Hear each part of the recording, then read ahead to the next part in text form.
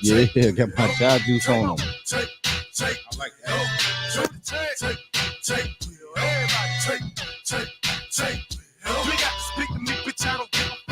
Give you a jab to the nose and make you say what's up. Come on. I'm in the club, nigga, talk with the long barrel. When the music stops having singing, not keeps carols. People hate me, man, I really do know why. They see the wings on my back and they know I'm gon' fly. So what the fuck's supposed to do? Just try to please people. Got my EK family and I don't get people. Remember, it's official, baby. You still walk around in them shoes. For party, nigga, I was too thugged out for that. Yeah. Never told all my enemies I couldn't be a rat. But niggas told on me, nigga, they got it in return. How that food taste know that be? Come on now. Oh, never new era.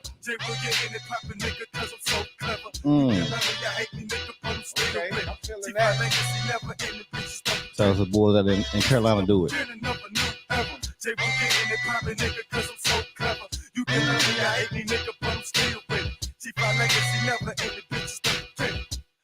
Just for my killers who just straight everybody. Leave you women who are dead just like a next turn. I got connections with the real fucking black mob, and I'm trying to get it right for my man God. So anytime I don't believe me, that there's no problem. Niggas will torture your ass, you wish they fucking rob you. Menace to society, that's my favorite one. Desert Eagle 50 caliber, that's my favorite gun. My next gun, and yes, I'm done it for the fucking don't. You the home kid, cause you always running fucking home. Oh yeah, we feeding them good over here.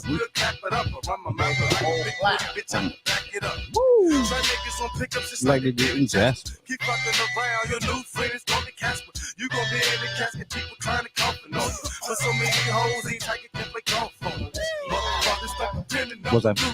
You got talking to Mike. Your logo is that G5 mixed together? Yeah. Mm-hmm. Little G and a 5 in there. The beginning of a new era. They will get in it poppin' it because I'm so clever. You can love me, I hate me, nigga, but I'm still with it. G5 legacy never ended, bitches don't it. Fuck that shit, bomb. Gotta be nice. White shit in your head, this Mac is not a fucking nice. I keep the termites fed like a pistol, stay with some lead. Who is this? My little brother. I lived in the trailer, not no projects. Real dope. It still gotta go viral. I kill niggas, dog, and also I'm gonna tell you about this song and how old it is. You're gonna trip out. Niggas tell me, goddamn, a West Coast Southern. Your brains are gone, now you out of your fucking mind. And niggas know I fight you, bitch. Lil Bro. Shout out to Lil Bro. You know what I'm saying? Oh, Jay Will. It's the beginning of a new era. Jay will get in and poppin', nigga, cause I'm so clever. You can love me, I hate me, nigga, but we did this song back in 2004. I made the beat. I started G5 Records. It's that old. That sound is relevant today. I know, crazy, right? That sound is relevant today, man. That's dope. Mm-hmm. All right.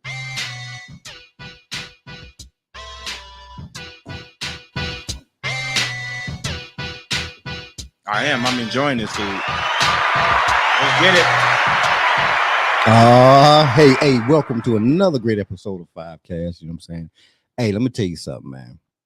Sometimes you can get some people in here and it's a great thing, but I tell you, this moment right here it's a monumental moment. And I say that because one, this gentleman right here on my left, I don't know how a person can even get him stay still for a second, because I'm telling you, he's always gone, he's always on the move, he always making things happen. And so it's an honor to even have him here today. You know what I'm saying? But it couldn't have happened, you know what I'm saying, with my homegirl Felicia. She did her thing. Shout out. She had a conversation a couple weeks ago. She said that she knew you. And I was like, man, I like what he does. I said, I would love to have him on the show. And she said, you know what, G, I'll talk to him for you. You know what I'm saying? And so she gave me a call last week. And when she was, I guess she was over at one of your shops, and we had a conversation, man. And shoot, here we are today. Like that. You know what I'm saying? Like that. So now I know the name, the professional name is William Coker, but you go by that's government. That's government. But what everybody call you? Bill Coker. We're gonna be cousins after this show. That's how close we're gonna be. All right. So without further ado, I'd like to welcome, you know what I'm saying, my soon to be new cousin. You know what I'm saying? Because you know how we do it over here on 5Cast. Mr. the one and only, Mr. BILLCO. What's going on, baby? What it do, Five? Come on, man. You know how we do. You know how we do. He put the plat out. Come on now. I ain't put the plat on you, did we? Did put plat on you? Shout out to the plat. Shout out to the Jack on Platter. Papa those doing their thing. You know what I'm saying? Hey, the meal was provided tonight by the one and only Van Johnson of Black Ink.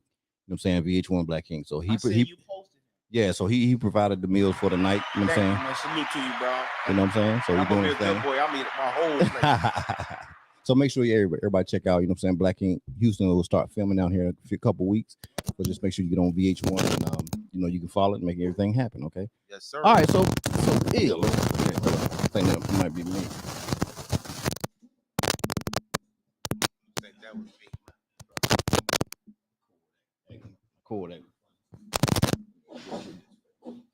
All right, say something. Say so. Oh man, there it is right there. There it is. There it is. We back. There it is. Real quick. All right, so this is how we do it. If you can just kind of give everybody a brief summary of who you are right now, and then what I'm gonna do is I'm gonna go into the whole thing what we do here on 5Cast. Okay, and we're gonna rewind the tape. We're gonna go back a little bit on you. But if you can just kind of tell everybody who you are, like right now, and then we'll start from that point. All right. Well, who I am right now, I am currently a leading educator in hair replacements for people who suffer from hair loss due to medical reasons, or could be from generational situations. But right now, that's really trending right now, hair loss.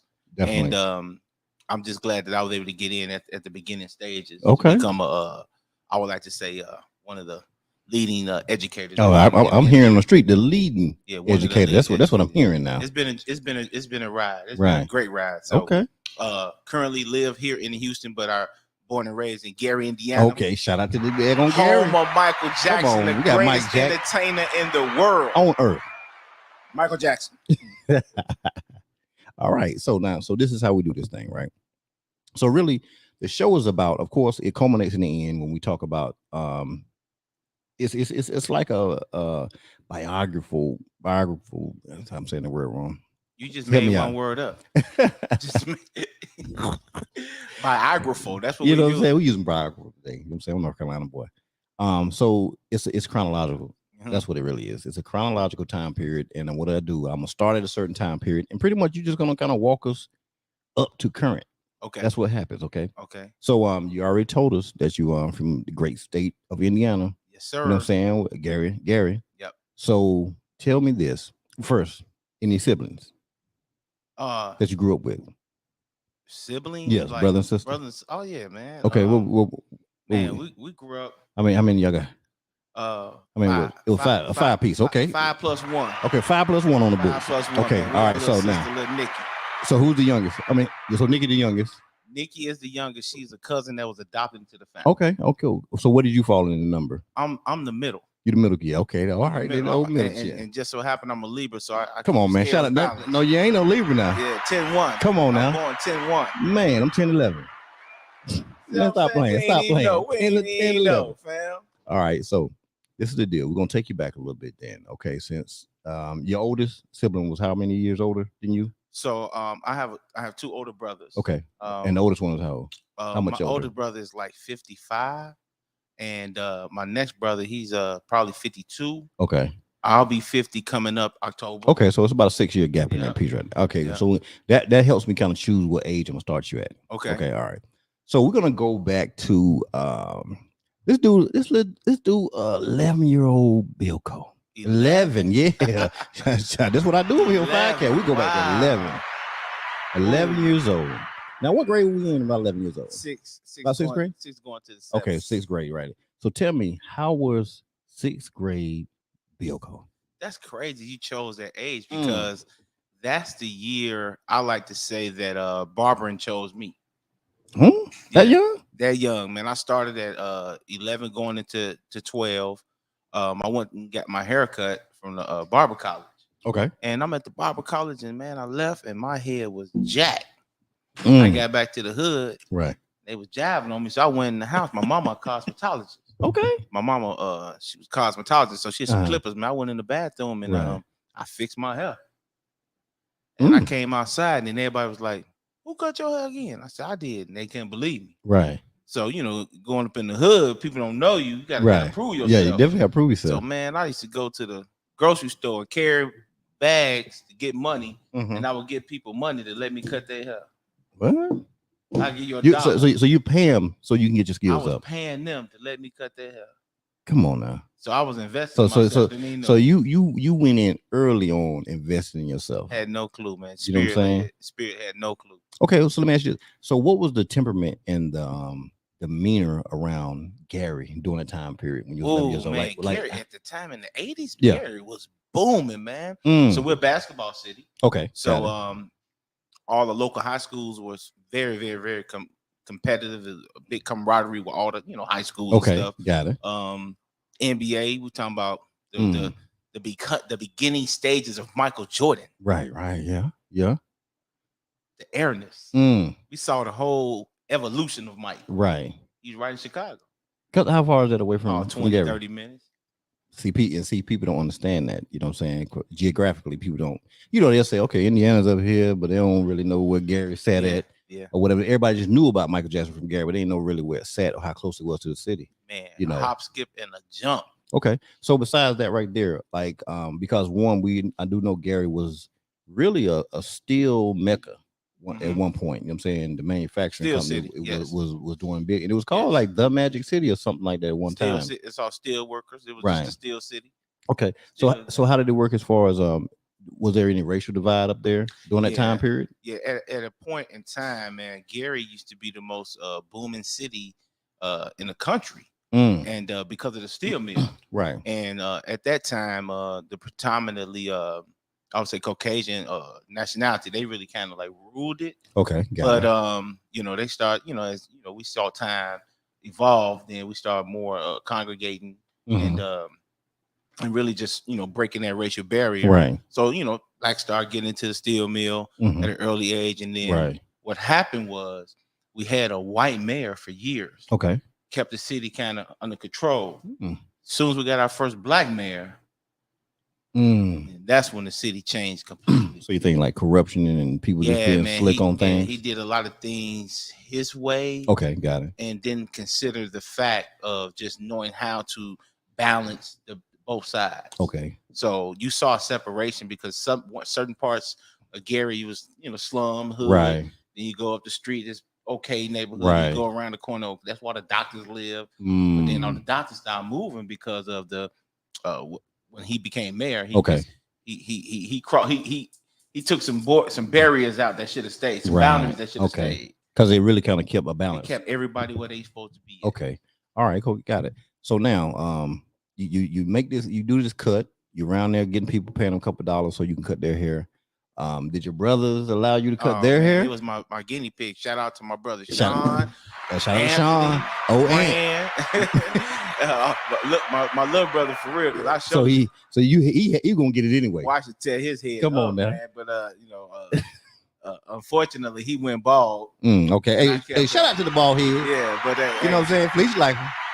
Yeah, that's baby bro right there. But yeah, man. I mean, I had twins in my neighborhood. I used to cut their hair, man, and even the fathers, man, they would come and let me cut their hair. Then at the time, my brother was in high school, so all of his high school friends used to come to the house and get dressed to go to parties and be like, man, cut me out real quick because I heard you can cut. So I mean, I got plenty practice before I got my license. So you, I mean, during the time were they paying you? Were the high school was paying you, or they were just like getting them cuts? $1, $2. Right. I mean, back in the 80s, But that was money. Man, your pocket was loaded. I'm gonna get that box of them little Debbie's for 99 cents. Shout out to that little Debbie. Them oatmeal cream pies. Shout out. You like the oatmeal? Oh, bro, come on.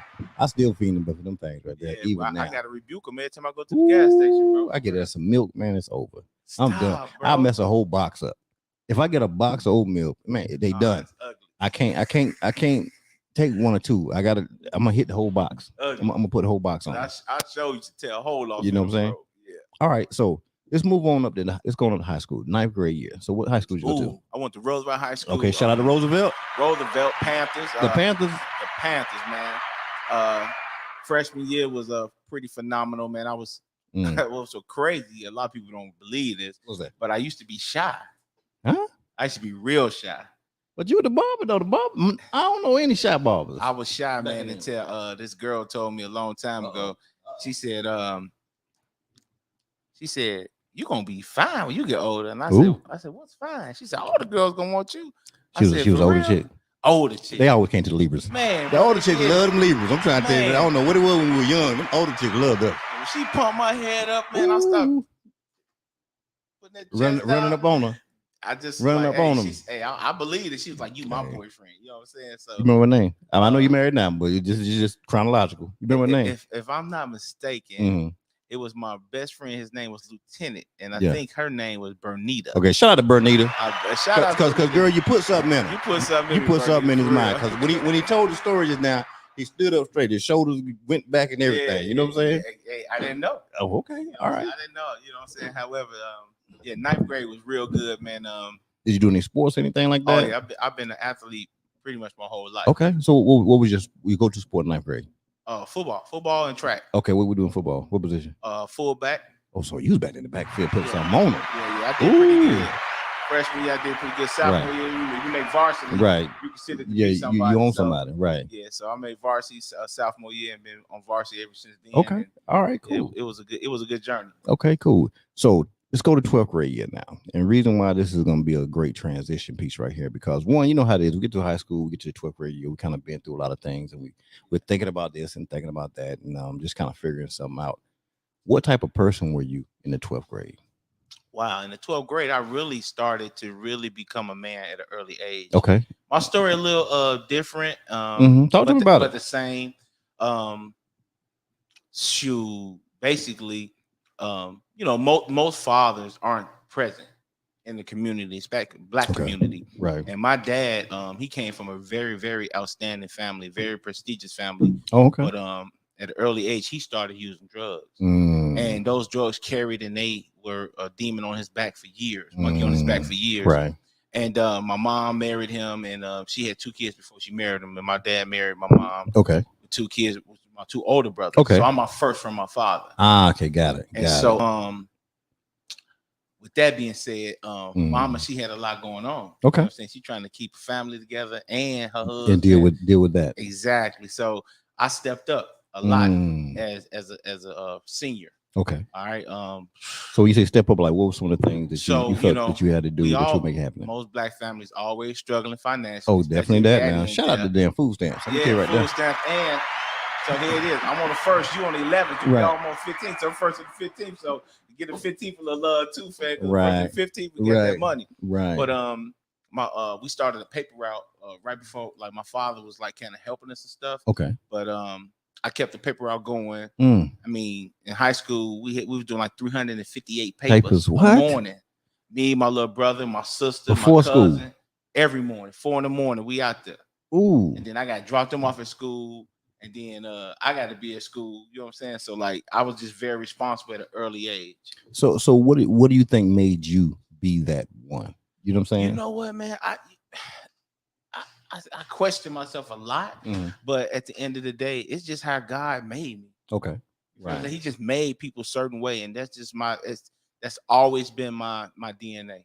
Always. So, I'm just a natural born leader. So you just no matter what, you just always lean forward. Man, and everything. No matter what, bro. That's why I'm a fullback. Well, you know what?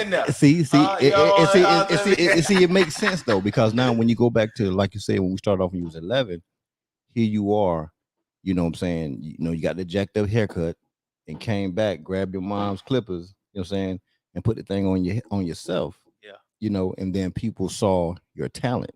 Yeah. You know what I'm saying? They saw your gift.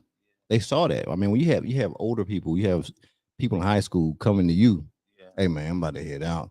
Hey bro, I need to get your brother going to hit me up real quick. That's a gift. I mean, you know what I'm saying? So even especially when teenagers can see a gift in a younger person, like that's really a gift right there. You know what I'm saying? It really is. It still is to this day. I mean, so I want to shout out to God throwing that on you right there. He threw that on you. In the major early. And the older you get, the more you kind of like hone it and find out more about it. I know. So, it's like you learn more about yourself, right? Man, it's been an amazing journey. I mean, my mama actually turned all of our gifts, because my mom could cook. Right. Ooh, like come on now. So she was up now. Where's she originally from? My mom. Where's her parents originally Mississippi. From Mississippi. I knew somewhere down south now. Yeah, Cause Mississippi. listen, them pans. I know they had to drag them pans down there from Mississippi, drag them up to Indiana. Cause one, see, a lot of people, and this is what I say with a lot of people, they don't understand the migration situation, right? They don't understand how a lot of people ended up in the northern states. Yeah. You know, because a lot of people they were in the they left. You know, their grandparents left or their great grandparents they left or they sent them away and said, no, go up north. Yeah. You know what I'm saying? So one, you be better, closer to Canada as you can, right? Exactly. Yeah. So, but those gifts, like your mom know how to move them pots. You know what I'm saying? She knew how to move them pans around. You know what I'm saying? She had that gift. Bro. You know?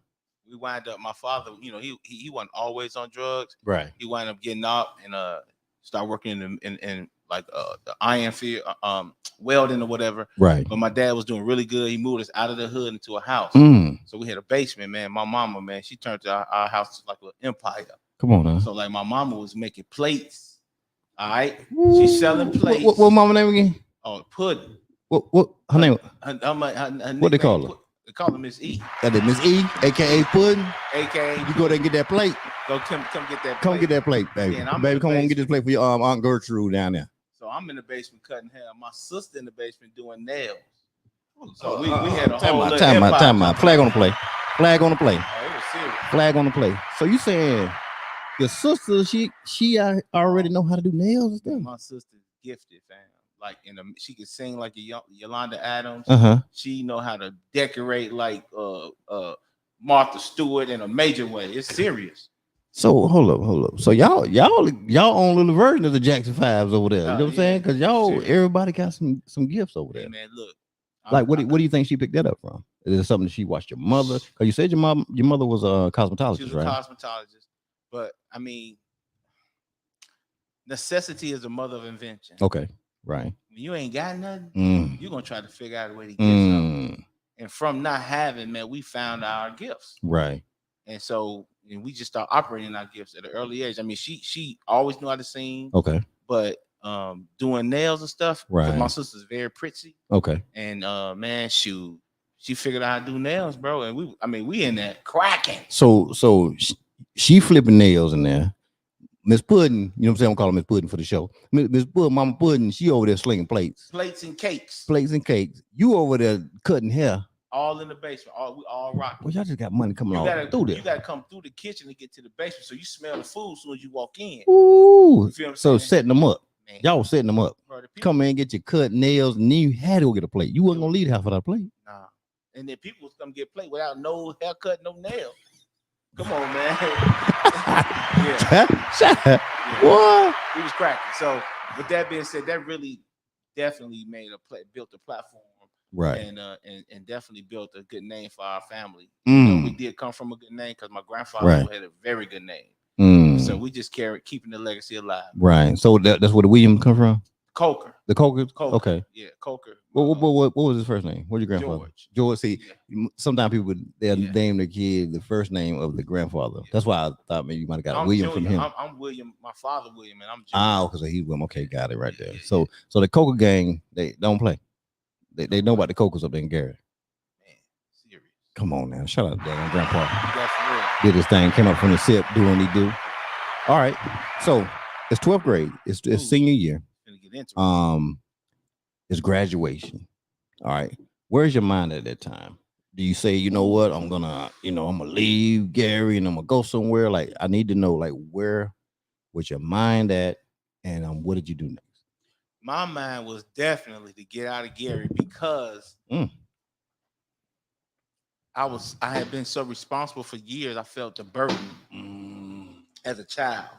You know what I'm saying? Yeah. Like my father was on drugs throughout the whole high school situation. Okay. So mama used to have me driving 3, 4 in the morning, driving looking for him, and I still got to do the papers. You feel what I'm saying? And then like that was just so much responsibility on me. So when I graduated, I'm like, I'm leaving, so I ain't got to deal with that no more. I'm gone. But God had another plan, and so I graduated. I had a partial scholarship to Texas A&M. Okay, come on now. I played for the Javelinas. Okay. So I did 1 year there. Okay. While I was on campus, I'm cutting everybody hair. Right. Like I'm killing them. I'm coming more hair than I can study. Ooh. It got bad. Everybody was like, boy, man, I can cut. So what were you hitting them for? Oh, $5. $5. Ooh, that's a lot of fives though. That's a lot of fives. That's a lot of fives. Come on now. Yeah, so I'm cutting the whole basketball team, football team, track team. Like it was on. And my first semester, I made the dean's list. I'm doing great because I had a partial. I had to try out for the team, made the team. And I got that phone call, Daddy. My mom and them house was in foreclosure, so I had to drop out of college and come home, and that's where I really hit the pavement with the barber. Okay, all right. So you get that call, you head on back to Gary. When you get home, I mean, what were your emotions like? Because I know you were like, dang, you know, like, so what were some of the emotions you were feeling as you were heading back to Gary? It's crazy, man, because like I'm so ambitious and I'm so determined. Right. Like now, because I'm older, I sit back and I think about that, and that's a really good question. It was like I had depression and motivation mixed together. Think about it, like depression, my dream gone. Right. Like I went to school to be an architect. So I'm in school to be a civil engineer because I wanted to build highways. Right. I knew what I wanted. Okay. So I'm on path for doing great, and because what I was trying to run away from, the responsibility. Right. Because my mama kind of knew, like, you know, I was the one that was very responsible. Right. I'm like, why you calling me? You know what I'm saying? But I know why. And God had a plan, and you just don't know things until you go through them. So man, I left school, got back. And I'm so motivated now. Now I gotta rebuild everything back up because I'm gone for almost a year. Okay, right. I started working construction. I was making $200 a week construction. Okay. Right. Then I started doing house calls for $5. I'll come to your house for $5, but you had to have 4 people at the house before I come. Come on now. Yeah. So you're hitting 200, but you know that's to get a mama, but you got to make sure mama. Yeah. So you weren't even thinking about yourself during this time. No, it was nothing about you. So you wasn't like one of these kids were like, man, I made 200. I gotta give you this right here, because you went back on your own will. Yeah. You feel what I'm saying? Even though mama asked you whatever, but still you went back. Yeah. You know, and I can even tell by the way you were talking from the beginning, the respect that you got for your mom, bro. Yeah. You know what I'm saying? Because the whole time you was talking, it was about mom. You know what I'm saying? I looked at life a little different, man. Like, you know, I had friends who mama didn't do for them. Okay, right. So I'm saying I came from a place of gratitude. Like we ate everything, even though we didn't have that much. Right. But my mama, she turned water into wine in the kitchen, bro. She make something happen. Right. You know, we had a lot of nights we had to have that cornbread and buttermilk. Right. There was sugar in there. Mixed in there. Scrapple it up. You know what I'm saying? But stop playing. That stomach got tight. But we ate. The stomach got tight. And she did it from a place like I'm gonna take it, you know what I'm saying? So I always had a deeper appreciation. Okay, got it. I used to see like, man, I mean, it could be worse. See what I'm saying? So like I understood my assignment, man. Right. And I stayed the course. Right. And God, I always knew something was great in me. I always knew that. You knew it. Every team I ever played for, every sport I ever did, I was a captain. You know what I'm saying? So you just had the leadership in you, no matter what. It was born. Right. Okay. So you get back, you're doing construction, you're hitting 200 a week on them, you're doing house calls. You know what I'm saying? You're hitting them for that, but you told them they got to have a minimum on the books. Yeah. You know what I'm saying? Because you want to make sure your numbers was right. Yeah. So where was the next big turnaround for you during that time period right there? Wow. So time frame. Just to let you know, the high school I went to, I graduated in 91. Okay. The year we graduated, we won state basketball. Okay. So when I went back home 92-ish, 93-ish almost. Well, Glenn Robinson was my best friend at the time. He was a #1 draft pick from Milwaukee Bucks. Right. So I'm cutting his hair in between whatever, and he went to the NBA. #1 draft pick. So that really catapulted me and put me in a different spectrum back in Gary because he didn't leave his friends behind. You know what I'm saying? He did a LeBron on him. Boom. He did like LeBron did. Boom. I mean, I'm so you in Milwaukee then? Yeah. You cutting hair for the pro players now. Yeah, and then so like I'm so ambitious. I figured out one of my mentors, rest in peace, Ronaldo, Captain Scott Thomas, number 13. Okay. Always gonna be in my heart. Right. He saw something in me. Okay. I was cutting his hair. He was a basketball star from my high school. Right. All right. And he was like, man, you need to start doing hair shows. You good. So I was like, I've been in shows. But Right. like, no, you need to throw the shows and make the money. Hold on. Time out. Did we? Yeah, you know, you say when did you go Bible school? 94. Okay, so we ain't even got to that part yet. No. Okay, so the whole time. So that's what I was thinking. When I came home from college, right, and started cutting hair in the streets and stuff. Right. A good friend of mine took me to the barber college. Okay, like sign him up right now. Yeah, because I was doing a house call with somebody's house. Right, and they was like, "You ain't got no license." I mean, I ain't thinking about no license. I'm just trying. I'm trying to. You know, my keep my mama situation. I'm trying to get out of this. Right, bro. We finna lose. Hey, bro, the crib. Bro, power off. Water off. Come on now. And eviction notice. And I got my little brother and my little sister and my little cousin. Okay, so you had a key point right there now. As you're walking in the house at different times where these different things are off, you know what I'm saying? Like,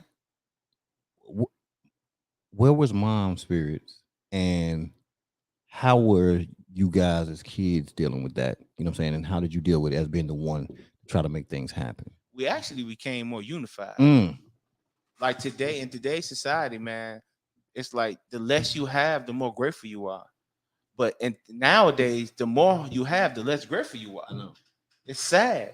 But so like us not having made us closer. Now, the older we got, now we have more things, we're not as close. So if I can rewind the hands of time, I mean, I would cherish those moments with my family than having a Maserati or a Benz or a Rolls Royce. Like, I don't care about that.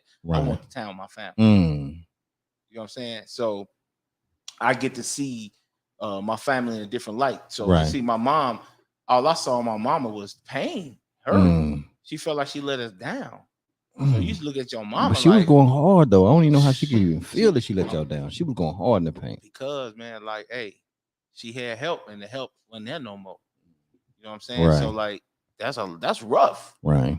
5 kids, no 6. You know what I'm saying? We took in them. To the cousins. And we used to have family members live with us at the same time. Come on now. I think we all did. Everybody had somebody laid around somewhere now. Exactly. So somebody had some notices exactly in that place somewhere. So it wasn't always peaches and cream. You know, everybody can see the glory, but they really don't know the story. Right. So the reason that, you know, some people clean up so good because they've been through the mud. Right. Okay. So you're out there in Milwaukee, you're doing your thing. You said rest in peace and then Captain what? Ronaldo Captain Sky. Okay, Ronaldo's Captain Sky.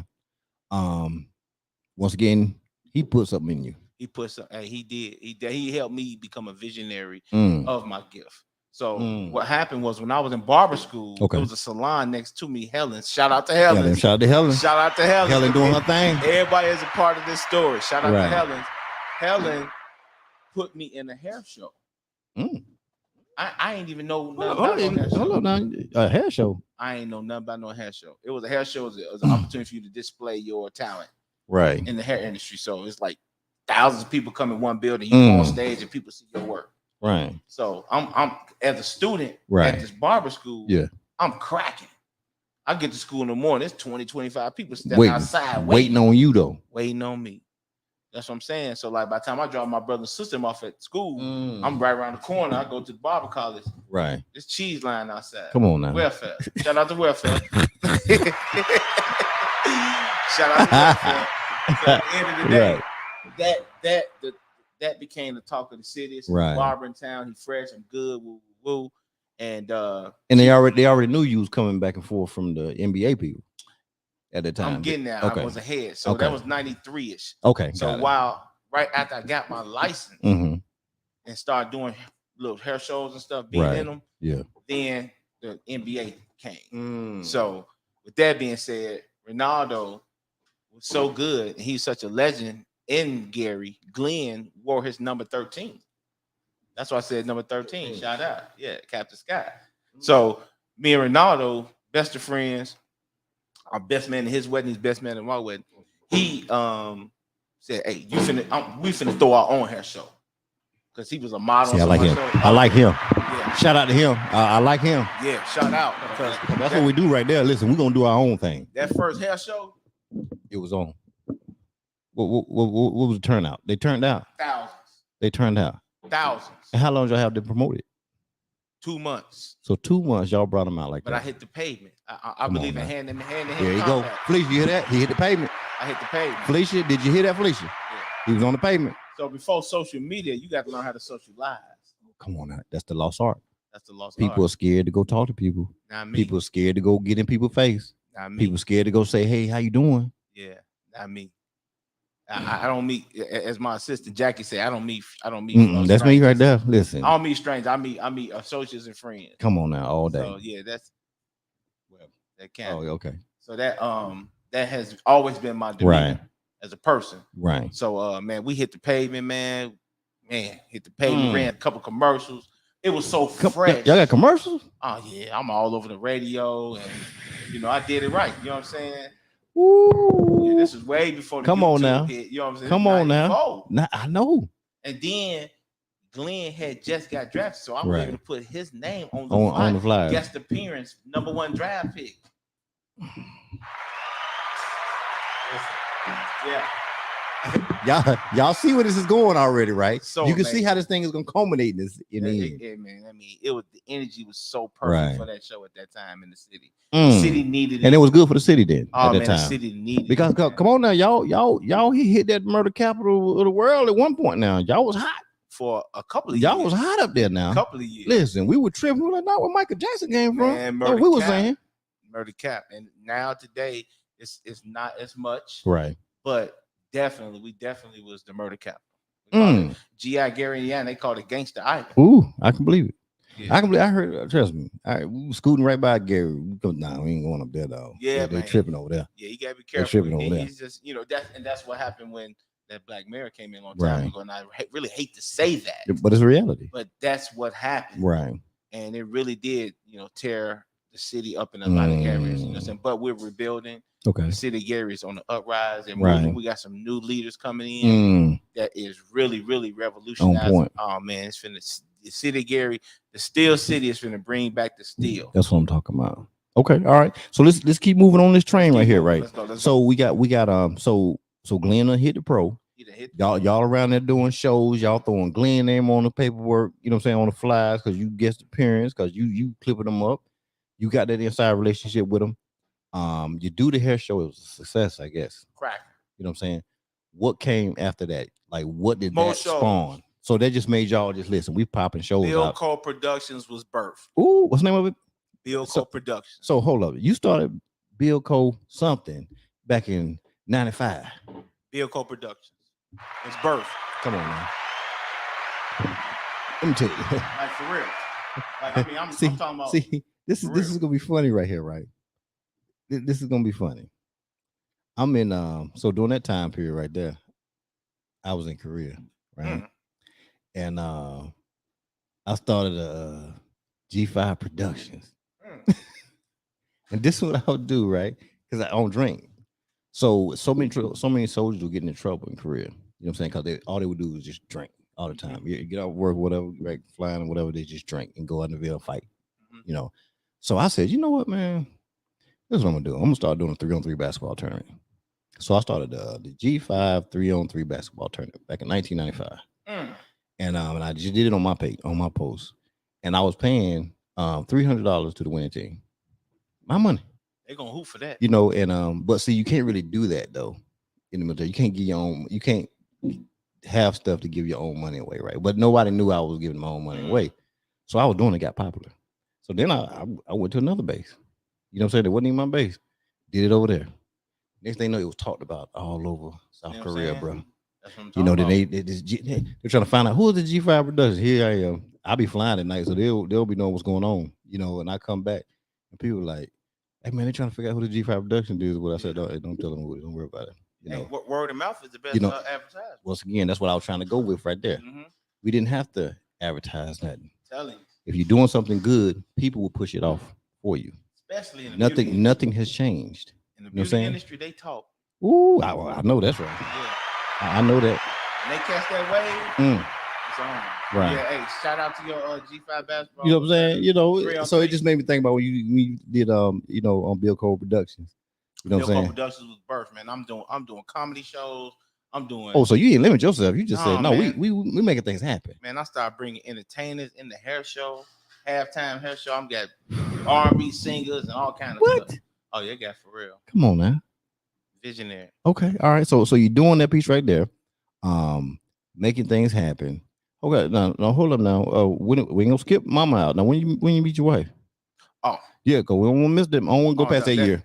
It hadn't happened yet, right? I'm finna bring her in so smooth. Okay. Let's bring her on in. Let's bring her on in then, cause I don't want to be asking about something else, and then she be watching you mess around like, oh, hold up now. I'm finna bring her in so smooth because like. Oh, you call her at the hair show. I can look. No, man. We're rare. We Okay. are a rare situation. Okay, let's hit it. And I was gonna say, like, back before all of the social media hit and seeing glamorous girls and all this and all that,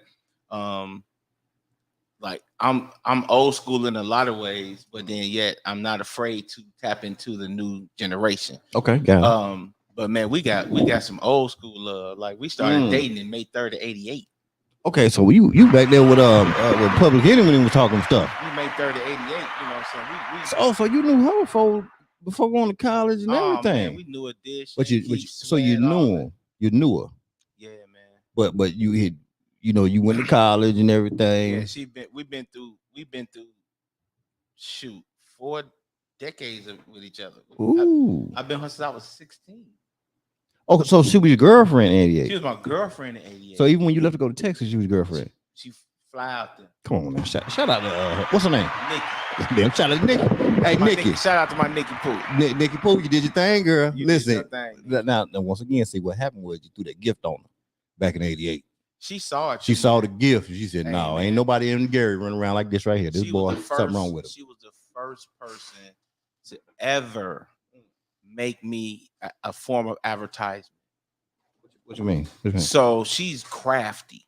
So she remember those old school big boards, those cardboards you used to make. Man, she took a cardboard, construction paper. Yeah, BILLCO cuts, and she put my prices. Hold up now. No. Yeah. So nigga she running around your marketing team. And she day one. She was marketing. So she bought into your vision at an early age. But the fact that she bought into your vision is the big deal. You know what I'm saying? That's the big deal right there. But the fact that she bought it into at an early age, she different. She different, bro. Been together since '88. She different. Shout out to that nigga '88. Shout out to old school love. Come on now. That's unheard of. Y'all ain't got no daggone book y'all got out together yet. Y'all need to go get that book together, man. Hey, we still writing. Well, I got it, but y'all need to get it out here. At least get a couple chapters out here so people can understand what's going on. Writing. I'm telling you, man, we still writing. So let me ask you this: awesome. So what was it about her? What was that thing that was about her? You know what? It was at her that time period. At the time. So, like I said, I told you, I wasn't cocky, but I was confident. Okay. And I wasn't conceited. I was confident. Right. Yeah, that's all it was. And so, at the time, I had 2 or 3 girlfriends. Come on now, hold up now. Yeah, I had a girlfriend at that high school. I'm going to this dance. I'm feeling varsity football player. So I'm feeling like, shoot, I ain't finna settle down. So the word in the school was she liked me. I'm like, she a good girl. I'm not messing with her. You good girl. You know the good girl. Yeah. You don't play on them. You just leave them alone. Right. And through her persistence, though, man, like we actually had a conversation one night on the phone, and we talked for hours. Not knowing, a lot of people didn't know that I was struggling at home with my home because you kept your stuff. Dad on drugs, and my mom making it happen, and I'm stepping up being a man at an early age. Right. She was an emotional crutch for me at an early age, and then that was something that was a bridge that actually helped me walk right into her heart. And she held the stuff you told her. Man, yeah. She didn't leak none of that stuff out. No, she was that. She's solid. See, that's what's special right there. Yeah. When you can be going through those things and those times, whatever, and you have the ability to be able to confide in someone who, no matter what the situation would be, if y'all didn't happen to be together or she heard something about you, the fact that she will hold that. Yeah. You know what I'm saying? That is a special person. Hey, to this in day, itself. Nothing never came back that me and her share private right. public. Shout out to my man. That's my baby. That's my baby. That's beautiful. For real. That's beautiful. So yeah, man, we had 3 beautiful children. Okay, we ain't got there yet. We ain't got there yet. We know they're coming. All right, so let's move on about so BILLCO, it got started. BILLCO Productions. You bringing in talent, doing this stuff right here. Did you what besides that, you still cutting hair though, right? I'm still You still cutting hair. So where were you cutting hair at? So coming out of this was just amazing. My mom was a stylist. She had a little 3-tier shop. It was a place called Top of the Hill because it was on the top of a hill. And coming out of barber college, I knew where I was going. My mama was so strict. She like, you can't cut hair in my shop unless you got a license. Unless you got a license. So I eventually graduated, and I'm talking about barely, from Lavelle's Barber College. Shout out to Lavelle's. Shout out to Lavelle. They still there? They still pushing stuff out? No, they burned down. Okay, shout out there. Okay, they did what they supposed to do for the time period. And so I was so afraid that I wasn't gonna graduate because while I was in school, I was cutting so much hair, I really didn't have time to study. Who's Nikita? That's her. Okay, shut up. She all up in here now. She, you know what I'm saying? Oh, no, my bad. Natika. I apologize. Natika, I apologize. I looked at it wrong. You know what I'm saying? I'll say Nikita. That's baby right there. Hey, baby. You know what I'm saying? Hey, Lizzie. She said, that's right. That's my baby. Yes. She don't play. You know what I'm saying? Shout out to those. Oh, no, I'm looking at it. I see it right there. Yeah. Hey. She doing her thing. Yeah. All right. So she holding things tight. Mama said you can't get up in here unless you got them license. You ain't get my business closed down messing with you. Listen, man.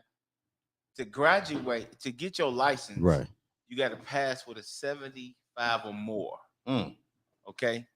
And I'm working and I'm hustling because I'm hustling while I'm cutting hair in barber school. Right. You're a barber. Yeah. Every barber hustling. Yeah. Of course. So I'm multitasking, but I never studied because when I left there, I used to do house calls. So my instructor, Mr. Kermit Ware, he said, since you think you that good, you ain't got to come to class. You just better make sure you pass your test. So you got to go downstate to pass that test. He gave you favor like that? Man. He gave you favor like that? He gave me favor, but I was scared as a hooker in church. But I said, man, I don't know. So how the case may be. Went downstate, took the test. Yeah. Test results came back. I'm so scared. I don't even want to open. Right. Because if you flunk, you got to go back to 250 hours. Ooh. 250? 250. Oh, Lord, no. Man, I said, man, I opened them papers up. 76. Ooh. That's all you needed. That's all you needed to see. It was a wrap. It was a wrap at that point. I said I passed. Right. But my barber college, Mr. Lavelle, he gave me a license that he hadn't given anybody before. What's that? He gave me a journeyman's barber license.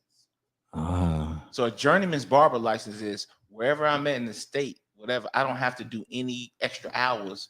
If because every state is 1,500 hours. Some hours have 1,800 and 2,200. If I was to move anywhere, I don't deal in that jurisdiction. I'm out of that. Because I have a journeyman's barber. So you like national, pretty much. He gave me a platinum barber license or something. Come on, man. Yeah. Ooh, shout out to this little bit because he probably figured out. He said, "This dude right here, I told him not to come to class. And he still passed." It's so special about that boy. Hey, man, you know what I'm saying? That's probably the reason why he did it, I'm sure. But it's just part of God setting his favor up too, though. Man, you know what I'm saying? Because God, you know how he do, man. Favor is funny. Man. You know what I'm saying? Favor is funny. And I say it's funny because one, God knows who gets it. Yeah. You know what I'm saying? It's not saying he don't give everybody favor, but some people they're moved along on a path. Yeah. You know what I'm saying? It's a path that they're on. Yeah. You know what I'm saying? And it's so funny that he put Natika, you know what I'm saying? Nikki. That's what you call it? Okay, Nikki. Okay. I think you safe saying Nikki. What's that? I think you safe saying Nikki. It's Nikki, okay. You trying to say her real name. Yeah, because I look at it and I'll be thinking, I'm gonna tear that up. Another text come up there real quick. You messed that name up. Nikki ain't messed up. I can't mess Nikki up. We had a bunch of niggas where I'm from. You know what I'm saying? So he started way before, but you know what I'm saying? But then when he put Nikki in your life and he gave you that marketing guru. Yeah. You know what I'm saying? He gave you that support system. Yeah. That you needed. Yeah. So because you were the support system. Yeah. You know, and it's so amazing when one that can be that one that everybody falls on. Yeah. That everybody goes to. And people don't understand how tiresome that gets. It's a very tiresome thing. Even though you can naturally do it, it's very tiresome. But the fact that you had somebody who could see that, be there for you, listen to you, you know what I'm saying, and then get some construction paper, and then she got, you know what I'm saying? What? Bro, I mean, Come on, I man. tried to keep that forever, man. We lost it in the water because our basement flooded and Right. it messed it up. But yeah, that was definitely one of the first marketing campaigns Right. I ever had was from my wife Nikki. Okay. And all right, so the time goes by. When did you know, or when did you say, you know what? I got gonna put a ring on her finger then. oh now, man, come on now. Man, I fought it like Mike Tyson did everybody. I was What? fighting love. Come on. Oh no! Come on, no! Come on, man. You young. You're come on, man. No, come on, no, man. You got marketing Nikki on the books. Man, listen, man. You young. You successful. You handsome. You moved around. Right. And commitment was an issue for me because I didn't want to mess up. Say that one more. So say it again. That's powerful what you just said, though. I mean, I'm so you didn't want to put her through that. I'm a barber. You know how many guys confide in me? Married and unmarried. So I'm learning through all their experiences, and I'm like, if I give, because one thing a man can give a woman only one time, and that's his last name. If I give a woman my last name, I got to be ready, and I got to be willing. So yeah, we had 2 children before we had a lot. We actually had 2 children that we had aborted because we had teenage pregnancy. Right. And I really wish I'd have kept them because I mean I'm blessed. Right. They'd have been taken care of. However, right. I mean, with all that's being said, I knew that once you commit to a woman and you get on your last name, man, right. like I mean, that's the depth. Like we old school. Yeah. I mean, come on, man. I've been with her since I was 16. I'm 49. So I've been with her my teens, my 20s, my 30s, my 40s now. See what I'm saying? So like I took that to heart. Right. You know what I mean? And I stood by that. Right. I stood by like, hey, if I give a woman my last name, that's it. Right. Man. That's why. So a lot of people are like, man, you should go. Well, okay, then. So if I go and marry, then what happened when we have a problem? Is y'all gonna leave? Right. You know what I'm saying? I got to be prepared for that. So I actually went on a spiritual journey and I got saved. So like it's my story is amazing. Right. You know what I'm saying? We bits and pieces in it, but like when I chronologically put it together, it just makes sense. Right. Like, okay, I see. So during that time period when you were really you were fighting it, you said. Yeah, I was fighting. You were fighting that. Were you still remaining in Gary during that time period? I'm still so at the time you still in Gary. I'm still in Gary. You know what I'm saying? All right, so even during the time frame that you were fighting it, how was Nikki standing strong on it? Was she like, you know what? I'm still gonna stand by you. Nikki represents the epitome of love. That's a stand by you right there. She represents. She knew what she wanted. She basically represents the epitome of love. The forgiveness. Hey man, the taking it on the chin. The Bible says it's easy to love the lovable. Can you love the unlovable? And there was a lot of times I was unlovable, and she loved me. And when my eyes opened up, my spiritual eyes opened up, I saw that love. And I'm like, okay, that's the love I gotta say I do to you. Once your eyes opened up, did you feel a hurt? Like because now you're looking at it from a whole different vision. Did you feel like, hey, I was hurting her?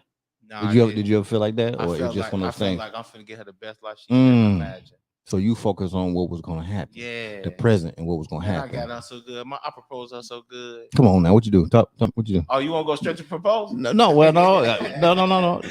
So what? Let me just right here. This is where I can know how to walk it. What year did you propose? What year did you propose? I proposed to her in 99. Okay, so 99. All right, so 99 going into 2000. Going into 2000. All right, okay, got it. So about 98. Where were you at in how am I gonna do? You know what I'm saying? I'm BILLCO. Like were you looking at say, okay, now I got it. It's a hustle thing, and I'm doing this right here. Now I want to make this thing a whole big thing. I was still in my decision maker process in the late 90s. Okay. But going into the 2000s, that's when I believe I was like 27 at the time. Right. My spiritual eyes started opening up. So what made your spiritual eyes open? Man, I've been ignoring God the whole time. God was talking to me, and I was blocking him out the whole time. So who was that person that was hitting you with it besides God? Who were the people Because you know we have those friends so, that so many people, right. so many people was always pulling on me and encouraging me and Mhm. giving me this and that. But Right. my pastor back in Indiana, Pastor Cedric Oliver, actually is a doctor. Okay. Oh, Dr. Oliver. Yeah, Dr. Oliver. Me and Nikki, we was going through a very combative time because she was like trying to really make me be that father. Okay. And I'm right. like, look, I'm paying child support. Don't worry about it. I got you when I get the Right. kids and this and that. I mean, it was so much bad energy between us, right? Okay. And he came in the shop at 6 a.m, early morning appointment. Right. And he asked me a question. He said, Bill, how you doing? And at this time, I said, I'm gonna be honest. Because most people, you ask how you doing. Oh man, I'm good, man. Yeah, everything great, man. Right. No, I didn't. I looked at him. I said, I'm hurt. Right. He said, what you mean? I said, my heart is torn. I don't know if I should love this woman or leave this woman. I'm tired of my life. Right. I'm so tired of being the one to be responsible. Like I just poured out. I just got butt naked in front of him. And he said, do you mind if I pray for you? I said, does anybody pray for me before? The whole time me and her together, we never would pray together 11 years. We just was physically together. And so that's when the relationship turns the corners, when the two become one, spiritually, emotionally, mentally. Right. We never experienced that because we were so young. We did a lot of stuff we weren't supposed to do at a young age. So at the end of the day, when my spiritual awakening happened with Pastor Cedric, he was praying for me. And man, I just felt the burden release. I was like, whoa. So he was like, would you like to receive Christ? I was like, yeah. So he started praying the prayer, and I was like, hold on, this is a commitment thing. I'm gonna have to be serious. So I had one eye open while he was praying because I didn't want nobody to walk through the door. But he broke the ground up. Right. Oh, he broke some major ground up. Major. Something that nobody has ever done. I'm a leader. Most people are afraid to talk to leaders. We need our cup full too. Right. And people don't understand that. But most people ain't got nothing to put in our cup because they are. Ooh. You hear that, Felicia? Some people don't have nothing to put in certain people's cups. No, they you know what I'm saying? Because they want this right here. Hey. Listen, that person that pushes everybody, this is where they at. The whole time they talk to you, they like, hey man, you want to man? Right. Like juice, bro. Bro, you see how much you know what I'm talking about. And they want every bit of it too. You know what I'm saying? And you supposed to be up here every in their mind. He said we supposed to live on the overflow. So we live on the overflow, you never experience lack. You know what I'm saying? So at the end of the day, man, my pastor definitely broke a lot of ground up. Oh, Dr. Oliver did his thing. Man, he put it on you. Hey man, he mentored me. He fathered me. He was a father that I needed. I had a natural father, right? But he never knew how to pour into me because he was, them drugs pulled away. He did the best he could when he was sober, but I needed that as a father. He was definitely there for me. Can I ask you this right here? And I don't really ask these type of questions, but even during that time period from just being a young kid and up to that point, 27, like at different moments or different times, did you ever kind of go through something like, hey, I wish I had that type of dad that would just be there for me. You know what I'm saying? How did you get through those moments? Because one, I know there's people gonna see this, and there's kids out here that are gonna watch this, and they're in those situations as we speak, and they have those dull moments where they're sitting, and I say all the time, silence speaks the loudest when we're alone. And so, and we can think about these things. So I just want to know, how did you deal with those idle moments? You know what I'm saying? And do those things still come now sometimes? Yeah. I tell you, man, I've always had positive people in my life. I believe, and I stand very firm in mentors. And I had guys that I knew I can call on when I had rough times. And those moments got me through.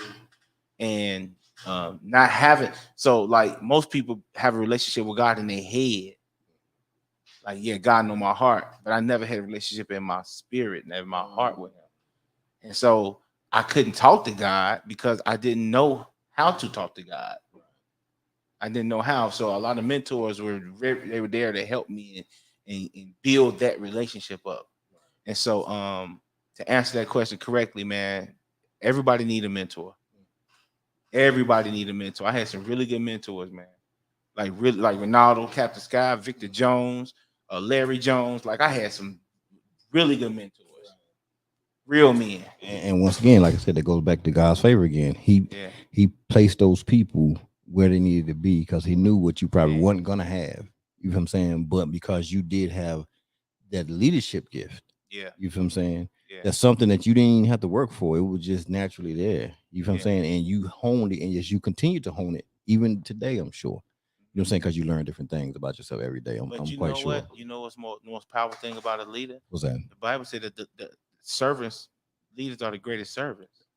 I knew how to serve. Right. I never was too big headed to act like I got it. No, man. My mentor Right. in barbering, Mr. Irby, Mhm. at 11 years old, that's when I realized I really want to do this. Right. He picked me up early in the morning, 10 Mhm. o'clock in the morning. Right. Come on, you gonna help me work? I'm excited. Now, Mr. Irby, everything he got paid for cash. He owns his own beauty supply company. He got his own beauty supply line. Right. He got barbers, RV, house paid for. So Yeah. I'm looking at him like he a millionaire. Whatever he say do, I'm gonna do it. Right. Man, I work from 11 to 11 Mm. at night. Mm. And he had me picking up barber chairs. I'm cleaning up under the chairs, oil, hair, Right. putting up paneling on the wall. You remember the old school paneling? Yeah. They don't do that no more. But I'm putting paneling on the wall, nails, hitting my fingers, all kinds Right. of stuff. And he get home, he drop me off. I'm thinking I'm finna go about You paid. $30, You get paid. He gave me $10. $10. Yeah, that's.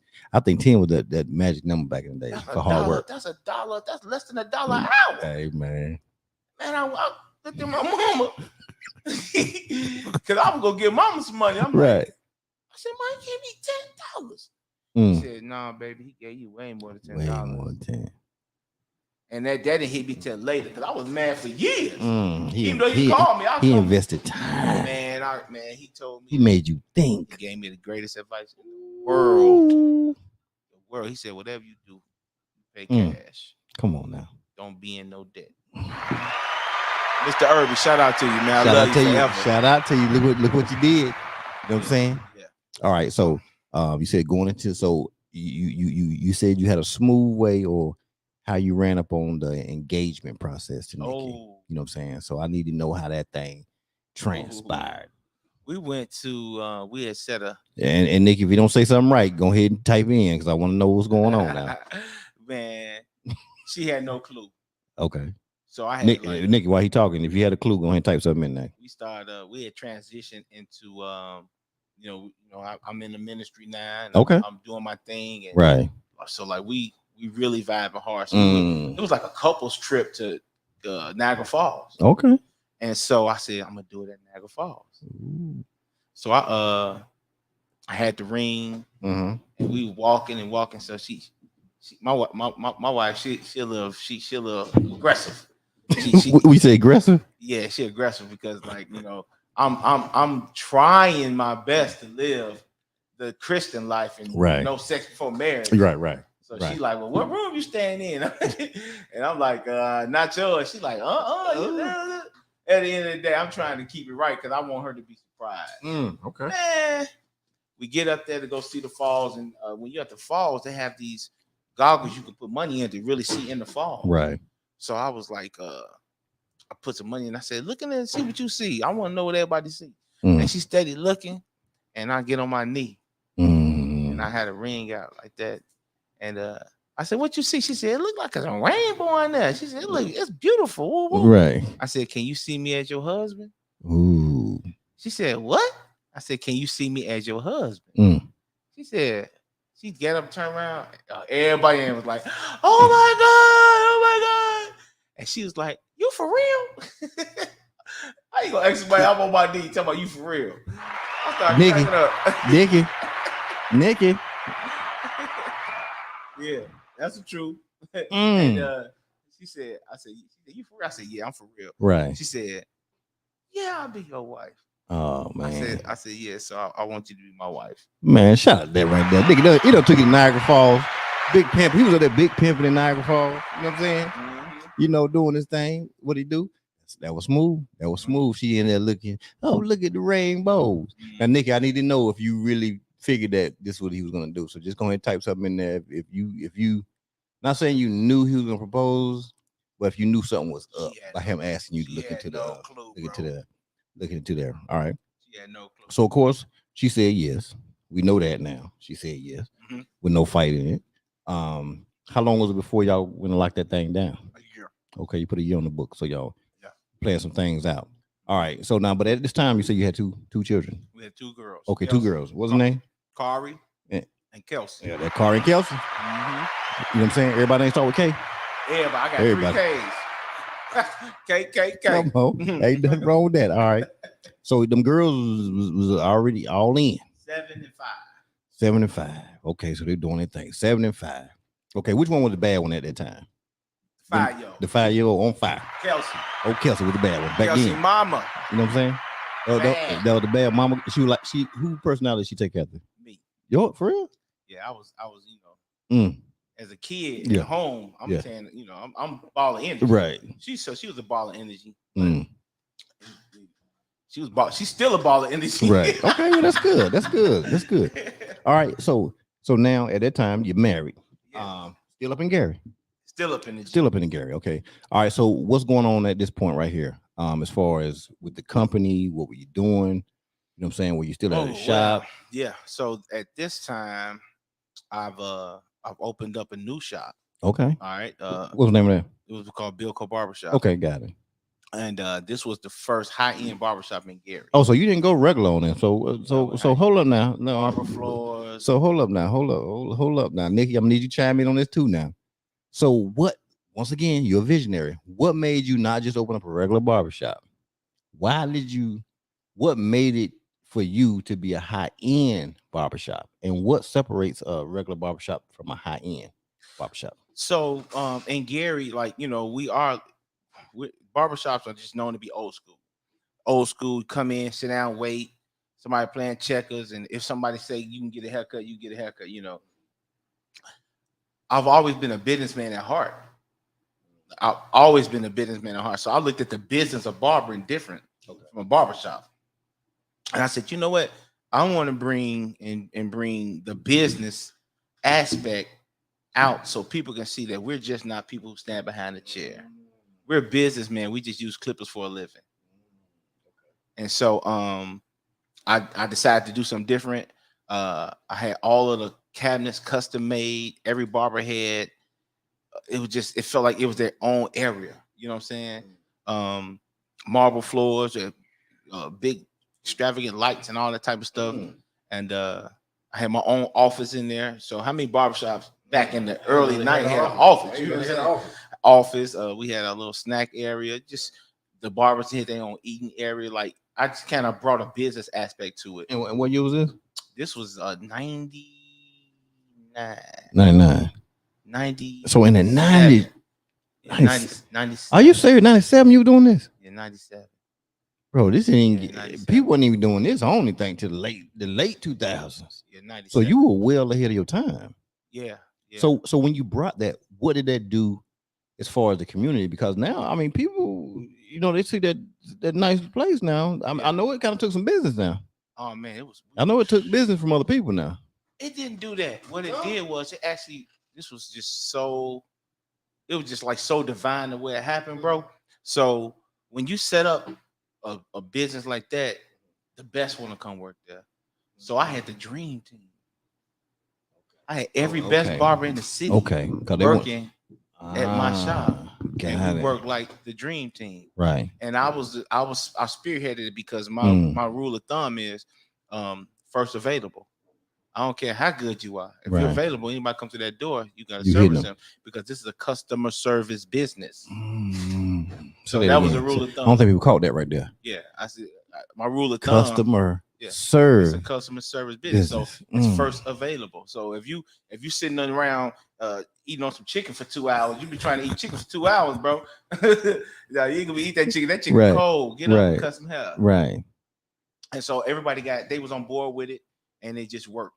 Right. It worked, and through that concept, I've greeted barbers who now have their own shop. So they learn from you. They went on to make their thing. They learned the business make their thing happen. of it all, man. They knew how to barber already. Right. But bringing the business. They learned the business part of it. God almighty, man. It's a lot to this business. So and that's 97 time period, right? Mhm. So how long that shop still kicking, that particular one? Oh yeah. So that one, yeah. okay, I know you got multiple shops, but you know what I'm saying? But so that one from 97, Mhm. killing them. Yeah. It was a 9-chair shop. It was a 9-chair shop. That's big and that's huge. No, it was a 10-chair shop at that time. I had 10 chairs in there, and then my wheels always turning. I'm in a lease, and I kept saying, "How do I make more money in a barbershop?" Barbershops only make money off the space that they sell to the barbers per week, Right. booth rent. Right. So I kept saying it felt like my business was on the treadmill. I was moving, but I wasn't going nowhere. Mm. Like, how do I? Because it was like it was set, right? Yeah. How do I prosper? I mean, I can't. How do I? I got to get my overhead down. Right. How do I get my overhead down? I got to own my own building. Ooh, there you go. So there you go, right there. I'm driving down the street looking for a building. Mm-hmm. The leasing agent or the leaser who I was leasing from told me you would never own a business in Gary. That's what he told me. I just told you that's why I was over there and I came over here.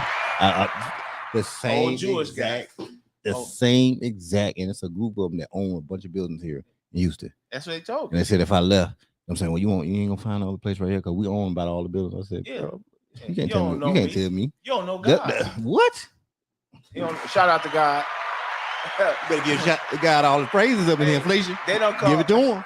Hey, they talking about landlord. No. Man, He's the God of the land. Come on now. I'm gonna leave that one alone. Yeah. So they ain't ready for that. No, we're gonna get to preaching. Yeah. So peep gang, this right. is the divine part of how God works. Uh-huh. I'm leaving. I'm driving up and down Broadway. That's where we live at in Gary. Right. Broadway is the main strip. I'm looking for a place, and I see this building, this big old white building. And on the side of it, it was a clothing store, and the clothing store was called Just For Me. God spoke to you. He told you. The name of the clothing store was called right. Just For Me. Oh, I call everything. So I stopped. I look in the building. It's empty. I get a hold of the people I called. I pass. Come on now. I say, "How you doing, sir? My name is Mr. Coker. I own a barbershop in Gary, and I'm ready to expand. And your building will be perfect for me. Are you willing to sell this building?" He said, "When can you come talk to me?" I said, "I can come to you right now." Right. Go talk to him. He said, "Man, all kind of people been trying to get this building. I just didn't want to get to nobody." He said, "But I'm gonna give it to you." Come on now. They're going to favor again. Went down just like that. See, watch watch when later on when we get to the end. Watch how I recap every bit of favor you've ever said out of your whole story. I'm gonna recap every one of them, and I'm gonna name the people, even including down to Dr. Oliver. I'm gonna name the people too. That's what happened. And that's shout out to Reverend Emery. Reverend Emery. Reverend Emery. You know what I'm saying? Oh, good Reb. I said, "Well, this is what I want to do." I said, I don't do loans. Come on now. He said, "Well, how you want to pay?" I said, "How much you want?" He told me how much you want. Right. I said, "I can give you this much down, and I pay you, and this building be paid off in 2 years." He said, "If you give me that deposit, we can do that every month." I paid the building off in 2 years. Come on now. Reverend Emery. So what year was that? That was 99. No, 99. 99 going into the 2000. So 2001, that thing was done. Done in 2001. On my building, my spot, mine. Because the name of the store was what? Just For Me. Just For Me. Come on, man. Favor. Okay, it's 2001. You done moved into the next building. How many chairs did you throw up in there on them? 20. Hold up, man. Come on. I ain't never seen no 20. I ain't saying you ain't got it. But I'm saying I ain't never seen a 20 chair barbershop. So I may have seen 12, 10, maybe 10. Like, okay, so this is what I did. The building is 5,000 square feet. On one side, I put 50. It was 15 barbers on one side, and then on the other side, I opened up a 5-chair female barbershop. Innovator. You know what I'm saying? Female barbershop. Innovator. Look, Nikki just said it. She said he's always been ahead of his time. Yeah. See, that's why she knew she had that construction board with your name on it. She was out there pushing your name. Yeah, if she went fishing, she caught the big fish. I jumped out the water. Like, I got but Jay-Z said he had the flyest chick in the game wearing the chain. You know what I'm saying? He had the flyest chick in the game with his name on construction paper. Yeah. You know what I'm saying? That part. So yeah, so I kind of like broke the building up right into different businesses. Okay. Smart. So, yeah. So smart. Like, but wait, you got to see what I did now to it. But with that being said, yeah, I had one point in time I had 20 active chairs. 20 active shares in that place right there. Yes. In 21. Yes. 2001. Yeah, we've been there since so 2001, right? Mm-hmm. Okay. So we're going on. We're gonna move it on to the right now. We're moving on to the right. 2001. You got 20 piece going in there. Everything popping. All chairs full. Barbers. You didn't probably took all the barbers in the city, pretty much. In your one spot. It was plenty of room. Did you deck that out? You go marble floors and all that stuff on that? I didn't, man. I ain't gonna even lie. I had the ugliest shop in Gary because I ain't had no more money. I was paying my bill. I was paying my building off. Right. I mean, we had money to keep. So this is my rule. So any barbers, anybody that's entrepreneurs that's looking to open up or start a business, the rule is this: if you want to open up a shop, make sure you have enough clientele to take care of your home and your business. If nobody pays booth rent, you got to be able to take care of your home. So that's how I made sure my home was taken care of, and then the business taken care of. Anything left over, I was reinvesting back into the business. But I was taking the extra money and paying off the bill. So it was ugly. It was brown walls. Right. Oh man, it was terrible, man. My shop was ugly, man. But it didn't matter. It was gonna be yours, man. It was gonna be, and that was the end state and goal of it, though. Yeah. The fact, you wasn't doing any of this extra stuff, but what it is, this was gonna be yours. You're gonna be able to say that's mine. You know what I'm saying? Ain't nobody gonna take that. That's mine. You know what I'm saying? And a lot of people can't say that. Some people are still, they probably have barbershops and stuff like that in buildings that they will continue to lease for the rest of their life, and they will never get to own it. You know what I'm saying? And so even with people, when I tell them in businesses, it's okay sometimes to get a building. And this is what I say to anybody. It's okay to get a building. If maybe you want to do an 18-month lease or 2-year lease or whatever to get in there. But the next time it comes around, you have to really have that conversation with them and be like, you know what?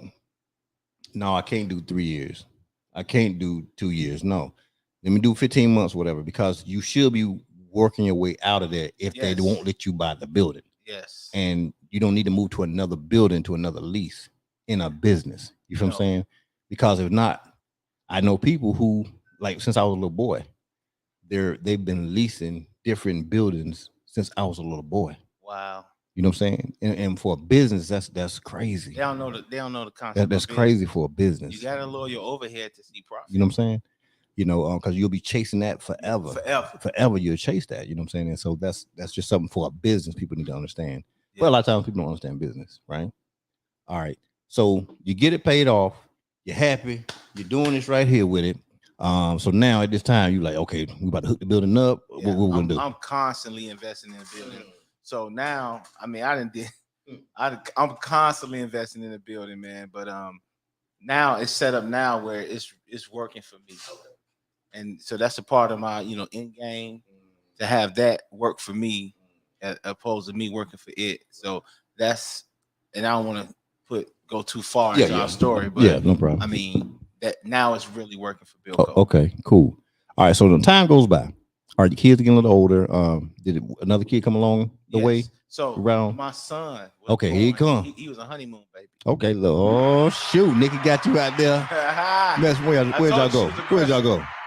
We went to Mexico. No, Nicky done got out of Mexico, Cancun. Nicky, first time down. That was our first time down. First time in Cancun. Nicky done went down to Cancun, said, boy, and he did say you aggressive, Nicky. You know what I'm saying? You don't grab him and shook him up a little bit. It turned him out that night. You know what I'm saying? So now she's aggressive. Okay, then. So you find out you're having a little boy.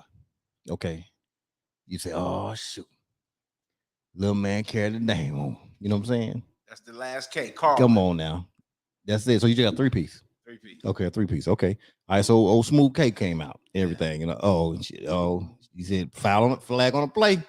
Nigga said she ain't. No, she ain't. She said she ain't aggressive. Okay. She said he ain't gonna go back and forth. He just said, okay. All right, whatever. You know what I'm saying? Nigga, you done shook him up. You shook him up on a honeymoon. That's what you did. All right, so now little man is on the books. You in Gary, you loving life. Whatever made you decide to leave Gary? Nicky. Uh-oh, here we go. Shout out to Nicky. This where the story is good. Oh, Nicky. Okay. So what was it? Nikki was tired of living in Gary at the time, or what? So college was an experience of a lifetime. The majority of all my friends was on the football team was from Houston. So I'm like, they should bring me in Houston every weekend. So I'm like, I love Houston. Right. I'm coming back here. Well, Nikki had never been to Houston. Okay. So she was like, at this point, I'm in my 40s. Mm-hmm. I've really plateaued in the city. It was like, okay, there's nothing more I can do. Got it. And she wanted to be in some better weather. Mm-hmm. So our plan was we would go and we would stay at Airbnbs for a week in different states. Let's see if we like it or not. Let's see what you're gonna like. Yeah. Okay. Yeah. Smart. Yeah, so we did the Arizona, we did the Dallas, we did the Austin, we did where we go? Florida. We were all kind of places. Right. And then we came to Houston. When we came to Houston the weekend that they had a Chicago to Houston picnic. Right. And that was awesome. That's what made it pop. So once we got that and she had that experience, she was like, Houston is it. So Nikki made a decision. Shout out to Nikki to make a decision. Shout out to Nikki. Ever since she had that construction paper, yes, sir. she been making things happen. You know what I'm saying? Yes, sir. All right. So she wanted to come to Houston. Was it the right way thing? Did you have a plan? Did you say, you know what, I'm gonna close the business up? I'm not gonna close the business. I'm gonna start a business. I'm gonna try to see what I can start down here first. I mean, how was that? She pressed me for a while, and I said I gotta have a peace in my spirit because I know how I move. I gotta make sure that my family is secure. Okay, I know I was a breadwinner. I'm like, hey, I just can't up and leave. Like, right.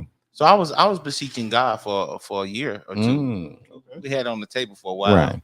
He finally gave me the peace. I said, baby, gave me the peace. So let's move. So I started preparing my barbers. Okay. Before I left, like at least 7-8 months, I started preparing them for their leadership roles now. Yes. And as we was going back and forth, everything was going perfect. We put a house on the market. It sold in 4 days. Ooh, okay. So we had to move into an apartment. Okay. Well, right when we was on our way here, we got the news. The day we were flying out is the day Hurricane Harvey hit. No, Harvey was for real.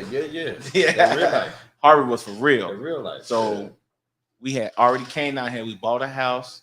Had all our cars and stuff shipped here. All of our property that we own was shipped here in the pods. So we stayed in an apartment, barely nothing. And we had to stay in the apartment and extend it for an extra 2 weeks because of Harvey. Right. Oh man. So none of your stuff got messed up though. None of my stuff. The house didn't get messed up. Nothing. Favor once again. They go their favor. Come on now. Yeah, like I'm keeping up with the favor tab now. Favor tab kept up with. Yeah. You know what I'm saying? Yeah. It's been favor. A lot of favor. Okay, so you get down here. What did you dig your nails into first when you got down here? Nothing. I said I ain't cutting hair until I'm ready. Boy, it must be nice. So I was working with Wall Clipper Company at the time. Okay, I do be seeing the apron game like you. So sponsorship deals or something right now. Yeah, good people. You know what I'm saying? And so I was just chilling and just fixing on the house. Making it a home. Right. Man, I got a phone call from one of my colleagues. He's like, man, you got to take care of this guy. I'm like, man, I ain't cutting right now. Right. He like, no, you got to take care of this guy. I said, all right, I got him. So I wound up going to the shop and cut the dude hair. And the scripture say your gift will make room for you. You'll stand before great men. And I cut that man hair, and all the people saw the work. Yeah. And that was it. Just that word of mouth again. So what happened was this, though, straight up. Me being in Gary for so long, I didn't know how good my name was. I knew I was a cornerstone. I know everybody loved me, whatever, but I didn't know like I had that much love, bro. Like I'm being very humble right now. I had no clue. So when the word hit BILLCO in Houston, everybody that know anything from Gary that's in Houston, I say good news travel fast. Yeah. Man, they calling the barbershop. Is it BILLCO down there? So the people in the barbershop like, man, who was you? You know what I'm saying? I'm for real. We done got Jordan in the building. We what's going on. Hey, it went from love to hate. It went from love to hate, man. In that barbershop. But in that time, my first couple of months here, That's when I got introduced to the hair replacements from a good friend of mine from the Midwest. Okay, hold up. Who's notorious? I can't meet. Who's notorious? Notary. I be tearing names up. Lord have me. You know what I'm saying? I'm tearing names all the pieces up in here. Yeah. Notary is Nikki's friend. Okay. And Notary was our tour guide for Houston. For Houston, okay. Yeah. All right. Well, shout out to Daggone Notary out here. Shout out to Notary. You know what I'm saying? Notary doing her thing. But you know what her real name is? Yeah. Miss Cookies. Miss Cookies. Notary nickname is Miss Cookies. Miss Cookies, what is it? Just her nickname is Cookies. I know about them cookies now. That's my mama name. My mama named Cookie. You know what I'm saying? I know about them cookies now. Them cookies always had a little spice to them. Thank you, baby, for that. That's why they get it. Yeah, they gonna be right there with it. Yeah. Okay, so name went off. Everybody know about, you know what I'm saying? Yeah. Nobody be up there and Gary doing thing. Word got out. They calling the shop. People trying to figure out who you is. Like, who this dude, man? Yeah. You know. So at that point, you knew at that point, well, now I got to go ahead and so throw what these happened hands on the was, ground. so I saw the business that was not being taken care of in the barbershop. Okay. In here in Texas. So I snatched it. First available, right? First available. So if I'm always available, what that mean? You I'm getting whoever comes to that door. Yeah. So work ethic always outweighs everything else. Come on, man. So I put that work in. I put that work in. You don't kind of have you killing them. I'm working. Basically, you was killing them. I'm working. Because I'm coming from being busy all the day, time, right? To people asking me, do I know how to cut? What we doing? He was 11. Don't play with him. I'm like, huh? So now I got something to prove. Now I'm cutting with a chip on my shoulder. Then I'm like, for what? You don't need to. God had you. I'm chip. Exactly. So at the end of the day, chip. It worked out. Right. I took the class in 2017 when we moved here. In December 2017. That was a class for that was a class for hair replacement. The hair replacement. Okay. Yeah. So what made you get into that though? What made you even think about it? It started trending. Like every time I open up my social media, I'm seeing this. I'm like, man, I see nobody gonna get that mess. You know what I'm saying? That's me thinking old school. But then I'm like, hold up, stop, Bilko. Think about this. Right. Because I'm doing enhancements. So I'm doing people who really losing in front. I'm spraying stuff all on them. I'm like, maybe if they had a permanent solution, they probably wouldn't. Man, went to the class, and while I was at the class, shout out to old Nikki pulling up. Yeah. Jackie pulling up. All right. You know what I'm saying? I see her. I see her pulling up. Backup game. If that's her, that's her. Ain't nobody gonna do that right there. We know this neighborhood. You special. You can see in the dark. This neighborhood here is special. You can see in the dark, bro. So yeah, man. I went to the class, and while I was at the class, my guy Erskine, shout out to Erskine Reeves. Okay. Erskine Reeves, the first person that ever introduced me to hair replacements. I took his class 2017 in Dallas, and he had a competition on who can do the best man weave on the mannequin. And I won. Okay, hold on. Can I pause you for have a second? Because you said the word man weave. Yes. Now, when this first kind of all came out, what year did you? 2017. So 17 is when you kind of. Yeah, I kind of like started embracing it. 2016 is really when it really was. Now, but it's been around for a while. So I know a long time because people we didn't know was doing it. Yeah, it was. So it's been out here for a minute. But and this is just something, you know what I'm saying, for the women, right? You know, women, the dudes around here getting this fake. This, and I'm like, hold up, how y'all getting mad? You know what I'm saying? Most of y'all got fake hair. It take time, right? But now it's seeming to be more accepted. It is, you know, and so many people have it. That cat, and now I be looking. I can look at dudes now. You know what I'm saying? Before I would never know. Some weight. His weight game is strong. Yeah, you know what I'm saying? His weight is strong. Them pack right there. Them jokers and young guys.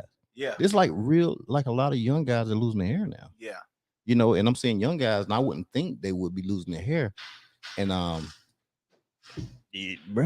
yeah, because and I don't want to go that far. I'll get in a little later on because there's one guy you had in your chair. I think I put him on the thing. Yeah, I was amazed. I was like, huh? Yeah, bruh.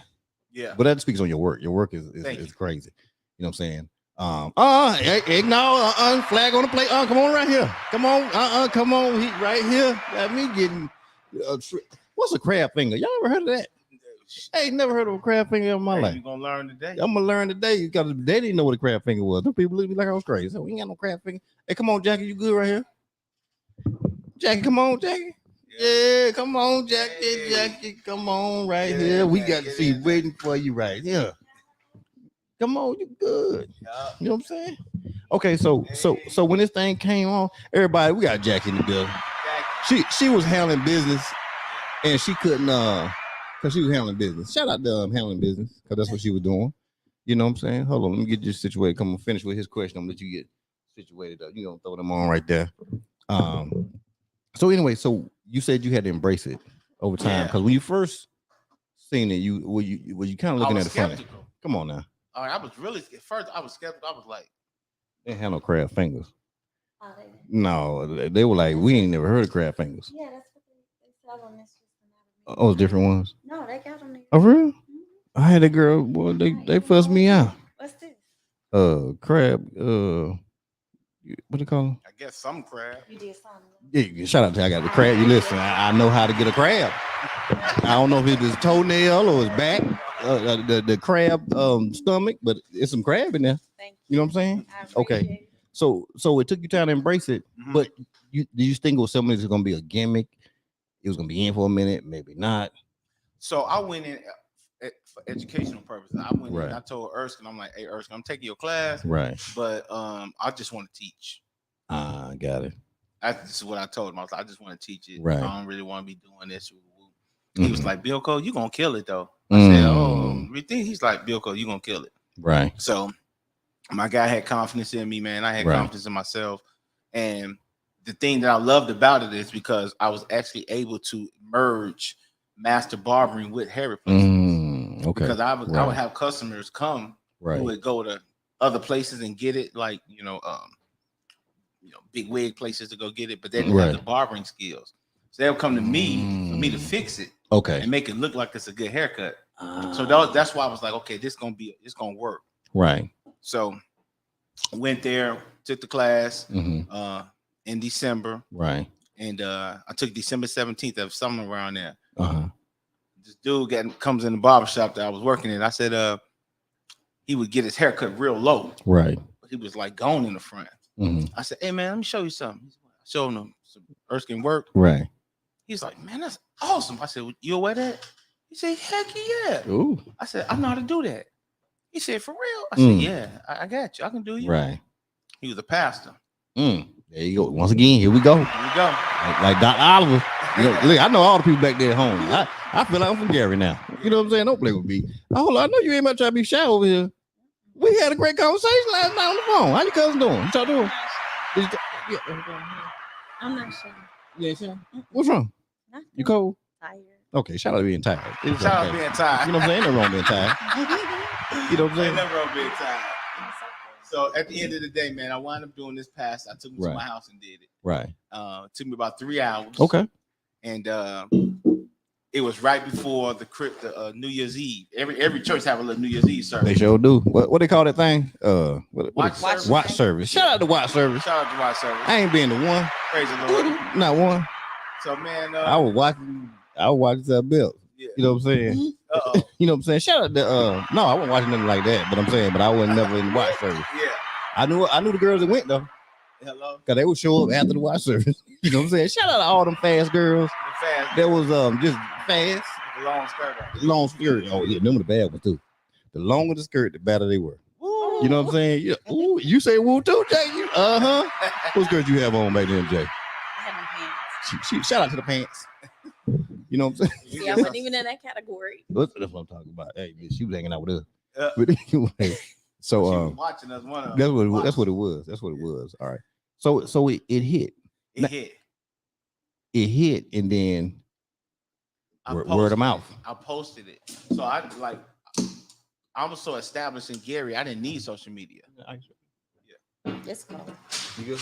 It's cold. Okay. All right. I was so established in Gary, I didn't need social media, so I didn't use it. Ah, I didn't use social media till I moved to Houston. right. So I started building my followers up. Mhm. I was running ads and stuff, just haircuts. Okay. But then once I did that and posted it, Mhm. I started getting a lot of inquiries and DMs. Mm. But the beautiful story about that pastor, he's a twin, and they pastor the same church. So they had they thing or whatever. And one of the brothers is bald, the other one had the hair. Right. So as he was standing there, people coming in, they walking straight past him. That's what he called. He said, he told me the story. He like, man, they just walked past me. They didn't even know who I was. So when I got up to go speak, right, they didn't know that was me. He heard a everybody held their breath back. Right. And after he was over, everybody kept saying, how'd you grow your hair back? Shout out, they ain't wrong with that right there. Are we doing a show? Oh, okay. Shout out to Man Weed. Yeah, it's right there. Let me see. Yeah. I'm scared of that, Felicia. I don't know. You might ask her. Right. You know what I'm saying? Yeah, I know. That's right. I can't afford that microwave move right there. You know what I'm saying? That might be $700. Just warm that up for you. You know what I'm saying? Maybe if you ask, it might be $250. You know what I'm saying? All right. So that was 17. I didn't even have to ask. It was 2017, right? Uh-huh. All right. So 17. So how easy was it kind of get it through to the people here in Houston? It was like it wasn't hard. I didn't have to do nothing. No. My work was speaking for itself. I was posting it. People were just coming. I did a class. I also started doing classes. I realized that when you start doing this service, you need to be in a private setting. And shout out to my girl. So why you say that? I'm gonna tell you why. Because as I was in a barbershop, I would have to stay late at night to do their services. Because they didn't want nobody to know that they were in service. That's why the whole people be doing this right here. What's my man now? He be throwing the comb.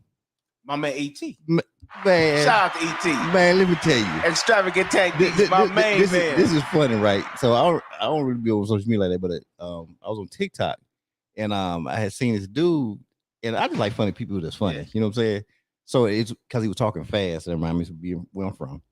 And so he's talking fast or whatever. But the thing that killed me when he was throwing that comb, boy. Oh, yeah. So I would just watch him just to throw the comb. Yeah. You know what I'm saying? So funny, man. And so it just this one right here looking like this right here. We're gonna do this right here. Oh, done with that comb. And boom, he'll throw it. And so then today, as you coming on the show, he followed me today.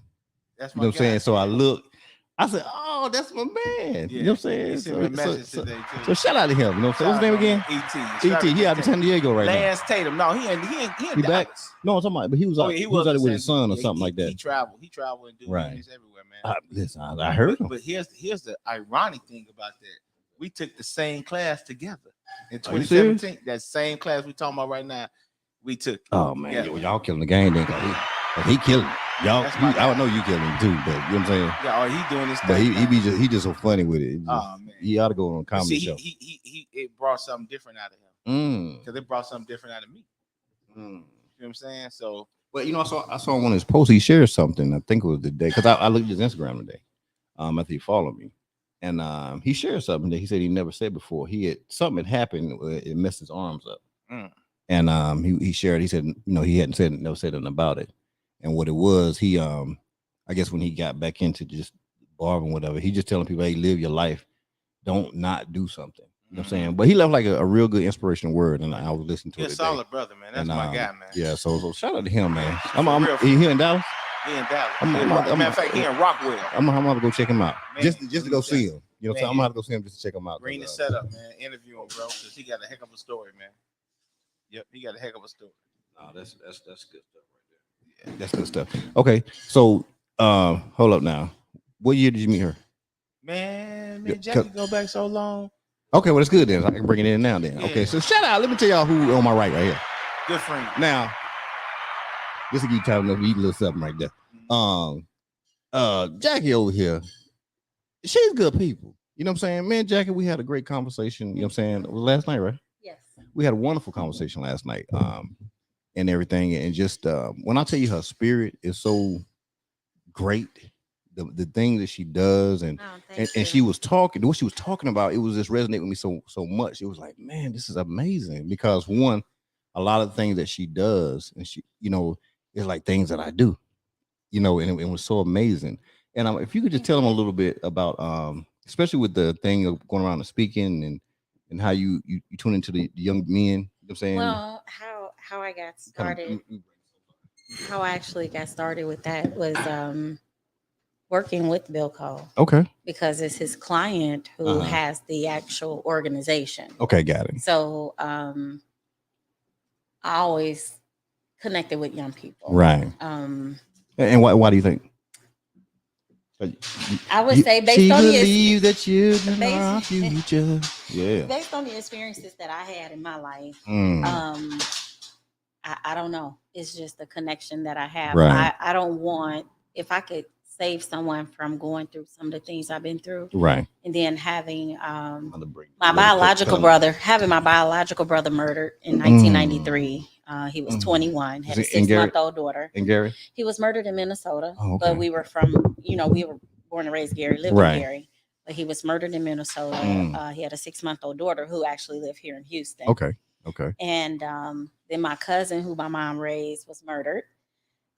We just had a lot of deaths, and we experienced a lot. I grew up in the hood. Okay. Shut up. Hey, listen, don't say like that, man. We all grew up. We all hood. I'm hood, baby. No, I mean, hood, I'm baby? just saying. I'm so hood. Okay. I'm hood, baby, too, So now. Shout out to the hood. Yes, absolutely. We come up with a little something different. Yeah. So my passion is troubled kids. Because I was a troubled kid. Were you? Yeah, I gave my mother. You don't seem like that. I gave my mother hell. She grew out of it. She grew out of that. Sometimes. Okay, sometimes she still got it. So she's playing that old nice thing right now, but she get up in you. No. Keep talking to her. Look. I'm very well rounded. Oh, okay, but I see your posture drop back though. That means you got a little bit of that, let me tell you. No, so that's my passion. End up one of BILCO clients had talked to me about mentoring kids, which I already have done that. Right. But not in a organized organization. But my children's friends always wanted to come to our house. They always call me, want to talk to me. So that's just how it is. And I just have a passion watching my brother murdered and so many other people, lose their life. Right. And lose their life, not just to death, but also to the prison system. Okay. I'm just very, very passionate about trying to save our boys. I think that, I know that a lot of the failing households is because the lack of a male presence. Right. And the system has been set up to eliminate the Black man from the home. So I'm really, really passionate about having a Black man. I didn't have a Black man in my home. So I grew up with a strong mother. Okay, shout out to them strong mom right there. Yes. Strong mamas. Shout out to them strong mamas. Mama G. All them, Miss Puddin'. Miss Puddin' cooking them plates down there. You ever get one of them plates, Miss Puddin'? No? You ain't get one of her plates? She ain't come out to get another plate, B? Nah, man, shoot, she cooked too. Okay, I ain't know if you had, because mama was throwing them plates down in the basement and everything. Yeah, no. Okay. No. See, I told you I'm from Gary now. I know all about the plates and everything down there. So that was definitely that's just my passion. Okay. And I don't meet strangers. Right. So I'm always talking, and with our clients, our clients are our family. Right. So that's how we value them, because we wouldn't have a business if they didn't exist. Exactly. And so all the guys that come in, I love them all. Right. Everybody is significant in one way or the other. And so this one gentleman, Alfred Frazier, actually is his name. He lives in Houston. Okay. He has the business where he does a lot in education. Right. He's written curriculums and things like that. So he asked me would I help out, with the kids. It started with tutoring that went over into mentorship. Right. And the passion, I always had it, but the passion has grown more. And so, I definitely want to be intricate in the community of helping young Black men. It's nobody really out here that you really know. Right. So I just want to be a master I am a master networker. I network. Yes, I like the way master to get used around here. I like the way master be getting moved around here now. Yeah. I don't do anything even now. I didn't want to sit up here in front of the camera and the lights because I'm a background person. Okay. My passion is I love to help people. And so I like to see people succeed. I'm happy and I'm successful by watching other people succeed. That's what I'm driven off of. Right. So I don't need the camera, the lights. I don't need the stage. I don't need the accolades. I just want to see the fruits of my labor. And as long as I'm seeing the fruits of my labor grow, I'm satisfied. So that's why I was like, oh, no. Oh, I know. It's not about me. I know. Even like this, I didn't want the conversation to be about me. I want to be about him because he has done amazing things, and he has a story.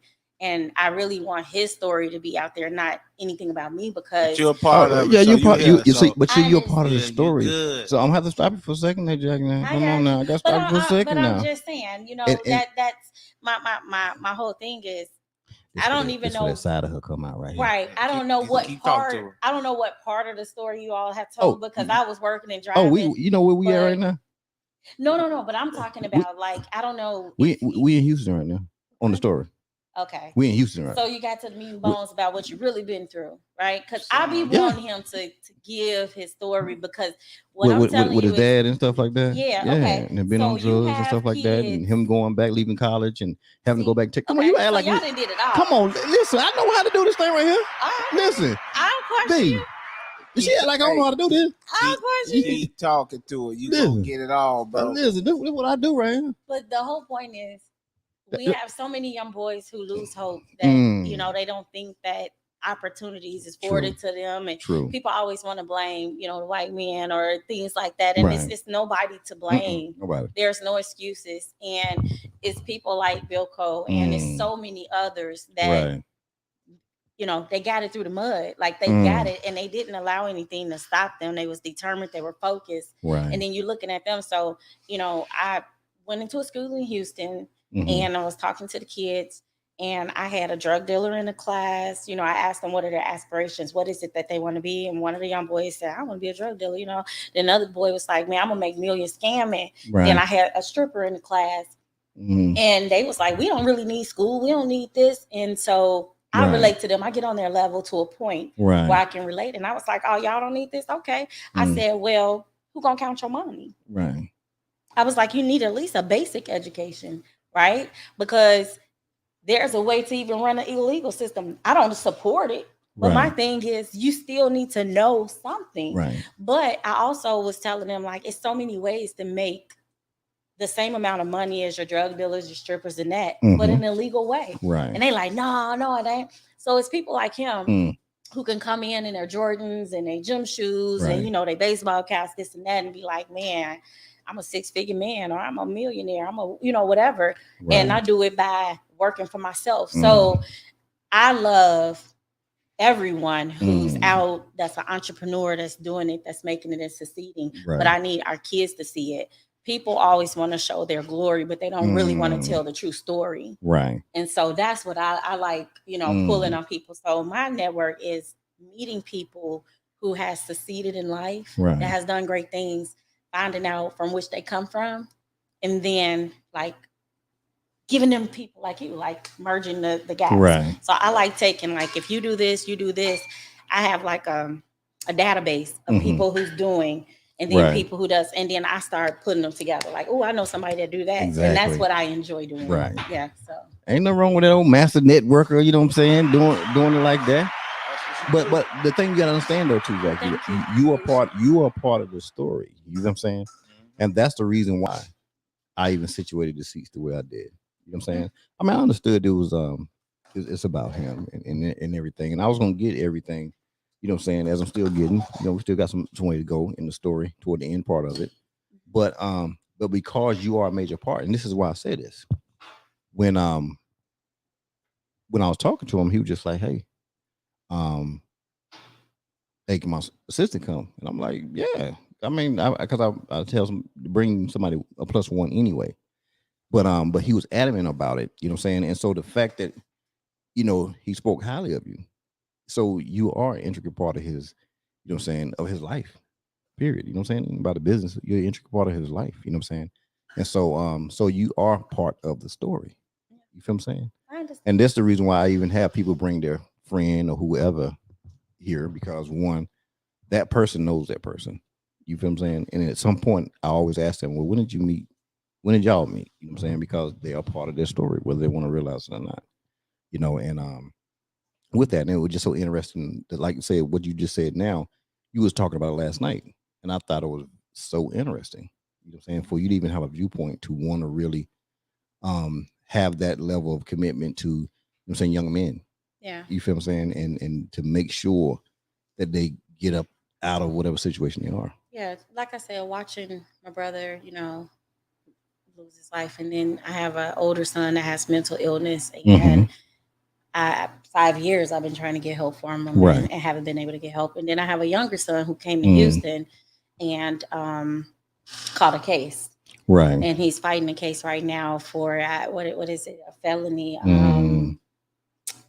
like a domestic battery or something like that. Right. But the young lady lied on him. She wrote a letter to the DA. We have text messages and everything saying that she's admitting she lied. She's sorry, and still nothing's happened. And you know what? But nothing's happening because the system is set up to make money. Right. So the prison industry is a $1 billion industry. I actually just saw something recently on the those ocular glasses. It says that I want to say it's like $80 billion industry, the prison system. Yeah. We have 2.2 million Americans in prison, and we have more prisoners, African American people that's in prison than we did slaves. Okay, that's true. So the system is made to make money. So while he's fighting the case, preferably they'll drop it or he'll beat the case because it is a lie. He has to pay money every month as if he's guilty. They got him on some type of bond, probation, something. He's out right now. He has to pay for drug drops. He has to pay the system. It's all a money thing. So no, and it's scary because they can actually take a portion of his life away for something he did not do. All because he didn't want to be with it no more. And that's something, when you said it last night, it really hit me that I had to put a bug in somebody's ear. So when they get back, they'll be back Saturday, this person. And and so I put a bug in their ear today. Yeah. You know what I'm saying? What's that? And for that reason, and I'll talk to you after this right here, because one, especially when people are already saying, hey, I ain't do it, they didn't do it, and blah, blah, blah, then, that's BS. His attorney, we, of course, right now, the way our finances set up, we don't have the finances for, a top attorney, because if we had a top attorney, money talk, the case would have been over with by now, right? Yeah. But sometimes favor. Right. Well, we have a public defender. But sometimes favors come. Jackie. Our public offender. Listen to me. But that's Sometimes true. favor, Jackie. I receive. You get what I'm saying? Yes. Sometimes favor. And But so some of these top people, sometimes it's favor. His attorney, though, that we had a public defender said, he was like, I would take it to trial because Stevie Wonder can see that this is bogus. So it's like, it's a plethora of information. But I just, what really get me is when people do the false, stories and the false. Yeah, nothing ever happens to them. Nothing ever happened. No, you can't even get financial restitution where they can pay back the money that you wasted. Nothing. So that's the frustrating thing. But anyway. You can sit right in that chair. Yeah, you. Yeah, I mean, you sitting up high. I don't know if you like sitting high like that. You know what I'm saying? Shout out to like sitting high.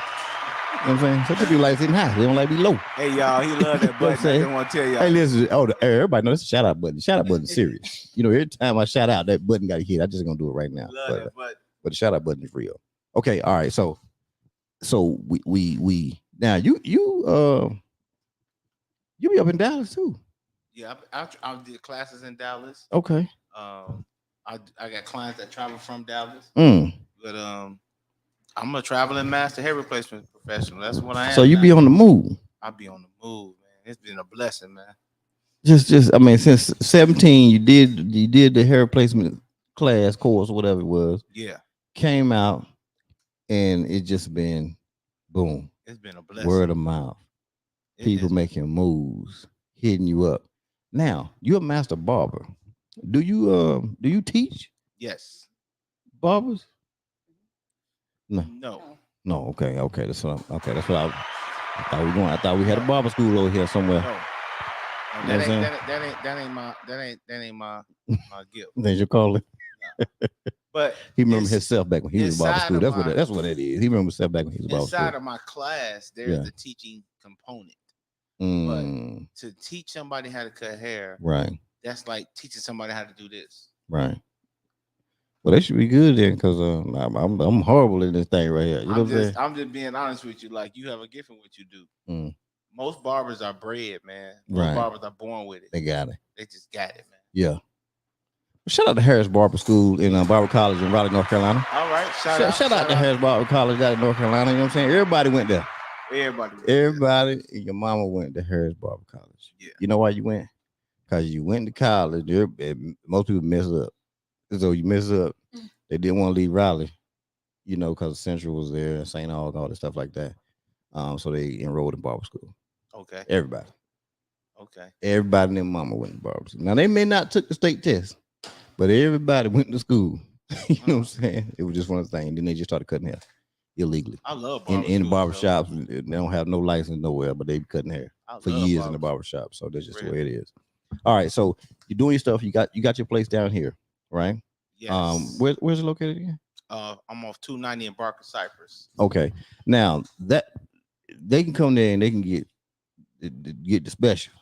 So what I did differently when I left the barber school or the barber shop, right, and then I went into a salon suite, and the salon suite is really when I hit the ground and like the pavement real hard with hair replacements. Right. So when I left the salon suite, his favor, I found a business park that is nothing but like businesses, real estate, marketing companies, fingerprint counseling centers. It's just nothing but businesses. Right. So I went over there and I was like, hey, I'm interested in opening up a business here. Right. She said, well, what do you do? I said, well, I'm a master barber. She said, oh, we don't do no barber shops over here, baby. I said, well, let me explain. She said, what? I said, I'm a hair replacement professional, and I specialize in providing non-surgical procedures for people who suffer from hair loss, and I create cranial prosthesis. Ooh. She said, what you do? I said, well, I do hair replacement for people who suffer from hair loss due to cancer, alopecia, stress, PTSD, all kind of reasons people lose hair. She said, so you do toppers for me? And I said, let me show you. I showed a video. She said, oh, you fine. You can come on, move in. Just like that. Come on, look at the favor again. I'm going back to Dr. Oliver again. I'm going back to Dr. Oliver again. You know what I'm saying? You need to jump off. So I opened up a hair replacement center. I seen the thing up there. I don't have a barbershop. I'm not a barber. Right. I don't have a barbershop. That's right, right there. You know what I'm saying? I do. I seen the now, work. Inside of hair replacements, there's a barbering aspect. I still have to barber, but you coming in and want a regular haircut. That ain't the place. I've grown. I've transitioned. Right. It's becoming like local to syndicated.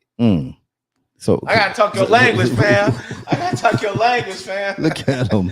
He on syndication over here. You know what I'm saying? Woo! Fancy. That's fancy. How them crab fingers over there? Spicy. Okay. Oh, I don't mess good. It. Okay, they're good. Shout out to them being good over there. Listen. I'm just thankful that you did something you still thought on. You know what I'm saying? And you took the initiative to do it yourself. I love Come on that. now. Come on now. You know. Shout out to an alpha male. You know what I'm saying? I'm a single male, but you know. Single alpha male. You know what I'm saying? No, Sigma. Oh, I thought you said single. I said, man, you put it all the way out there. No. So you got the alpha males, then you got the betas, right? But then that's the Sigma males. A Sigma male is a lone wolf. You know what I'm saying? So he kills on his own. You know what I'm saying? He can do everything on his own. That's what you are. Believe it or not, you are a Sigma male. You're not an alpha male at all, because you were born into leadership. You know what I'm saying? Whether you realize it or not, you were that. You could do things all on your own. You could cohabitate with other alpha males. You can do it, but you probably prefer to be off by yourself, killing by yourself. That's why everything that you do is ahead of its time. Most people who do things are like Kanye West. He's a Sigma male. Yes, he is. You know what I'm saying? Elon Musk, he's a Sigma male. Yeah. All of these individuals, they're not alpha males at all. They can be around them. You know what I'm saying? But that's not what they are. And you're in the same way. And you're Libra too. So you good with me. I receive that. You're a Sigma male and you're Libra. You know what I'm saying? Let's get it. You know, that's what we do. See, we got the same traits. That's what we do. We kill things on our own. We ain't time playing. We don't need to be going over there. But listen, whatever. Y'all go ahead. We good. Yeah. All right. So now, you get your place up and running up here. Yes. Jackie sitting there, she's handling everything everywhere. You know what I'm saying? You hit your phone, she gonna call you back. Yeah. She be on it too. Yeah. Cause I swear I was talking to you. You know what I'm saying? I'm thinking I'm talking to you. She's like, no, did she hit me? She said, no, this is Jackie. Yeah. Hey, he with the family. Yeah. It's Memorial Day weekend. To me, You know what I'm saying? that's really important. So that's one of the main things I And want she to said do it too. is eliminate some things off of him so he can Right. have quality time with his wife and his children, and I mean his home. He has an amazing wife, and he has a beautiful family. Period. I know. I seen somebody who just got a diploma from college or something. My daughter. Which one was that? Kari, that's the oldest. The older one. Shout out to her. Shout out to Kari. Big K in the building. She did her thing. Janae. Big K did her thing. Yes, she did. You know what I'm saying? So what she doing next? What she doing next? Right now, she sells water filtration systems for a company. All right. And she's a real estate agent. Is She she? about to get Where? a real estate. She just about to get it. Like, I'm talking about what area is she in? Houston. Oh, she in Houston? All my family here. Oh, she doing? Oh, so you done brought everybody down? Yeah, everybody here. Mama here too? Mama is back in Indiana. Because I need you in them plates. You still got them plates moving She around? ain't cooking no more. She had a major She stroke. ain't- We ain't get all into the. Oh, It's okay. a lot, bro. Man, we'll be here till tomorrow, bro. Listen, it's always part two now. You know what I'm saying? It's always part twos of things. It's a lot. You I know. just want to plug. Oh, we ain't done though. We're gonna stop We for ain't- Kari.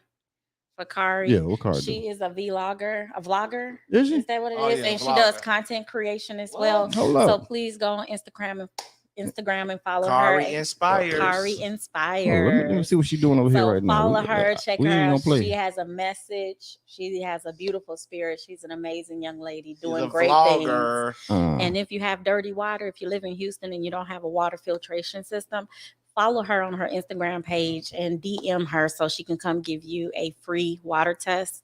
Yeah. A lot of companies charge to do water tests and home water tests, but she do not charge to come and do a test for you. Kari So Inspires. it just he do about the hard water. Yeah, she That's fixed, what, okay, she the hard fixed, water. She fixed The hard water. The water's hard out here. Very It can be hard. You know what I'm saying? But when they meet Kari, she changed her whole life. What is it? KHARI Inspires. Okay, let me see. I'm gonna look her up right now. Let me see if we can go ahead and follow her. I know how to spell that wrong. Okay, yeah, I see what I did wrong. That's my daughter. She gifted. She tap into her gift Kari when she get Inspires. older. Okay. She's very gifted, but she has so many messages. Shout out to the blonde hair. It's beautiful, That's yeah. my Okay, shout out to Kari. Let's go and follow her right now because we're gonna follow her on here. We gotta bring her on the show and talk to her. Oh, man. Don't play with me. She'll turn it out. Don't She's play with me. amazing. She'll create a vlog. Don't play with me. I get on the show right here. She right here doing everything like that. She getting your water soft. She right here gonna sell you a house and Sell everything. your house, get the water soft, then help build your business to make more Come money on to now. pay for that mortgage. Absolutely. Yeah. Well, sure. Hey, well, you know what Kari at? She home right now? I don't know. She might be. Miss Nikki We can make- is she home? Huh? She got her own place. She married. She married? She married. Shout out to being married. To Quincy. Oh, Quincy. Oh, That's my that was son. cute. Oh, Yep. cute in the building. You know what I'm saying? Yeah, they work in the same company together. Oh, man. do they? Yeah, they're a little power couple. Oh man, look, they Yes. trying to be some little junior. Yeah. Working on Okay, something. that's what I'm talking about. Okay, that's right, Don. That's old Don Kraft right there, the dream home realtor. Hey. Big Don Kraft. Y'all gotta hook up with my daughter. Yeah, Don, big dog. He's the realtor to the I'm gonna say the very influential, the Oh, very wow. rich. He's the realtor to the very rich. All right. Appreciate you, Don. But Shout out to Don. he's a good contact. I'm saying definitely Let's get it. for her to link up with. We'll Awesome. talk. And that's what it's all about. It's about relationships. You know what I'm saying? Don, I've been on the show about. But you know, his Full whole times. family, it's amazing because his whole family is entrepreneurs. They I all- see. even his wife, she has her own business too. She do art. So she do like art parties and things like that. Yeah. I told you she was crafty. Yeah, you did. No, he did talk about her craft game because she was doing construction paper marketing back in the days. You didn't know nobody She did. made my first sign. Did you Well, know you about know that? what?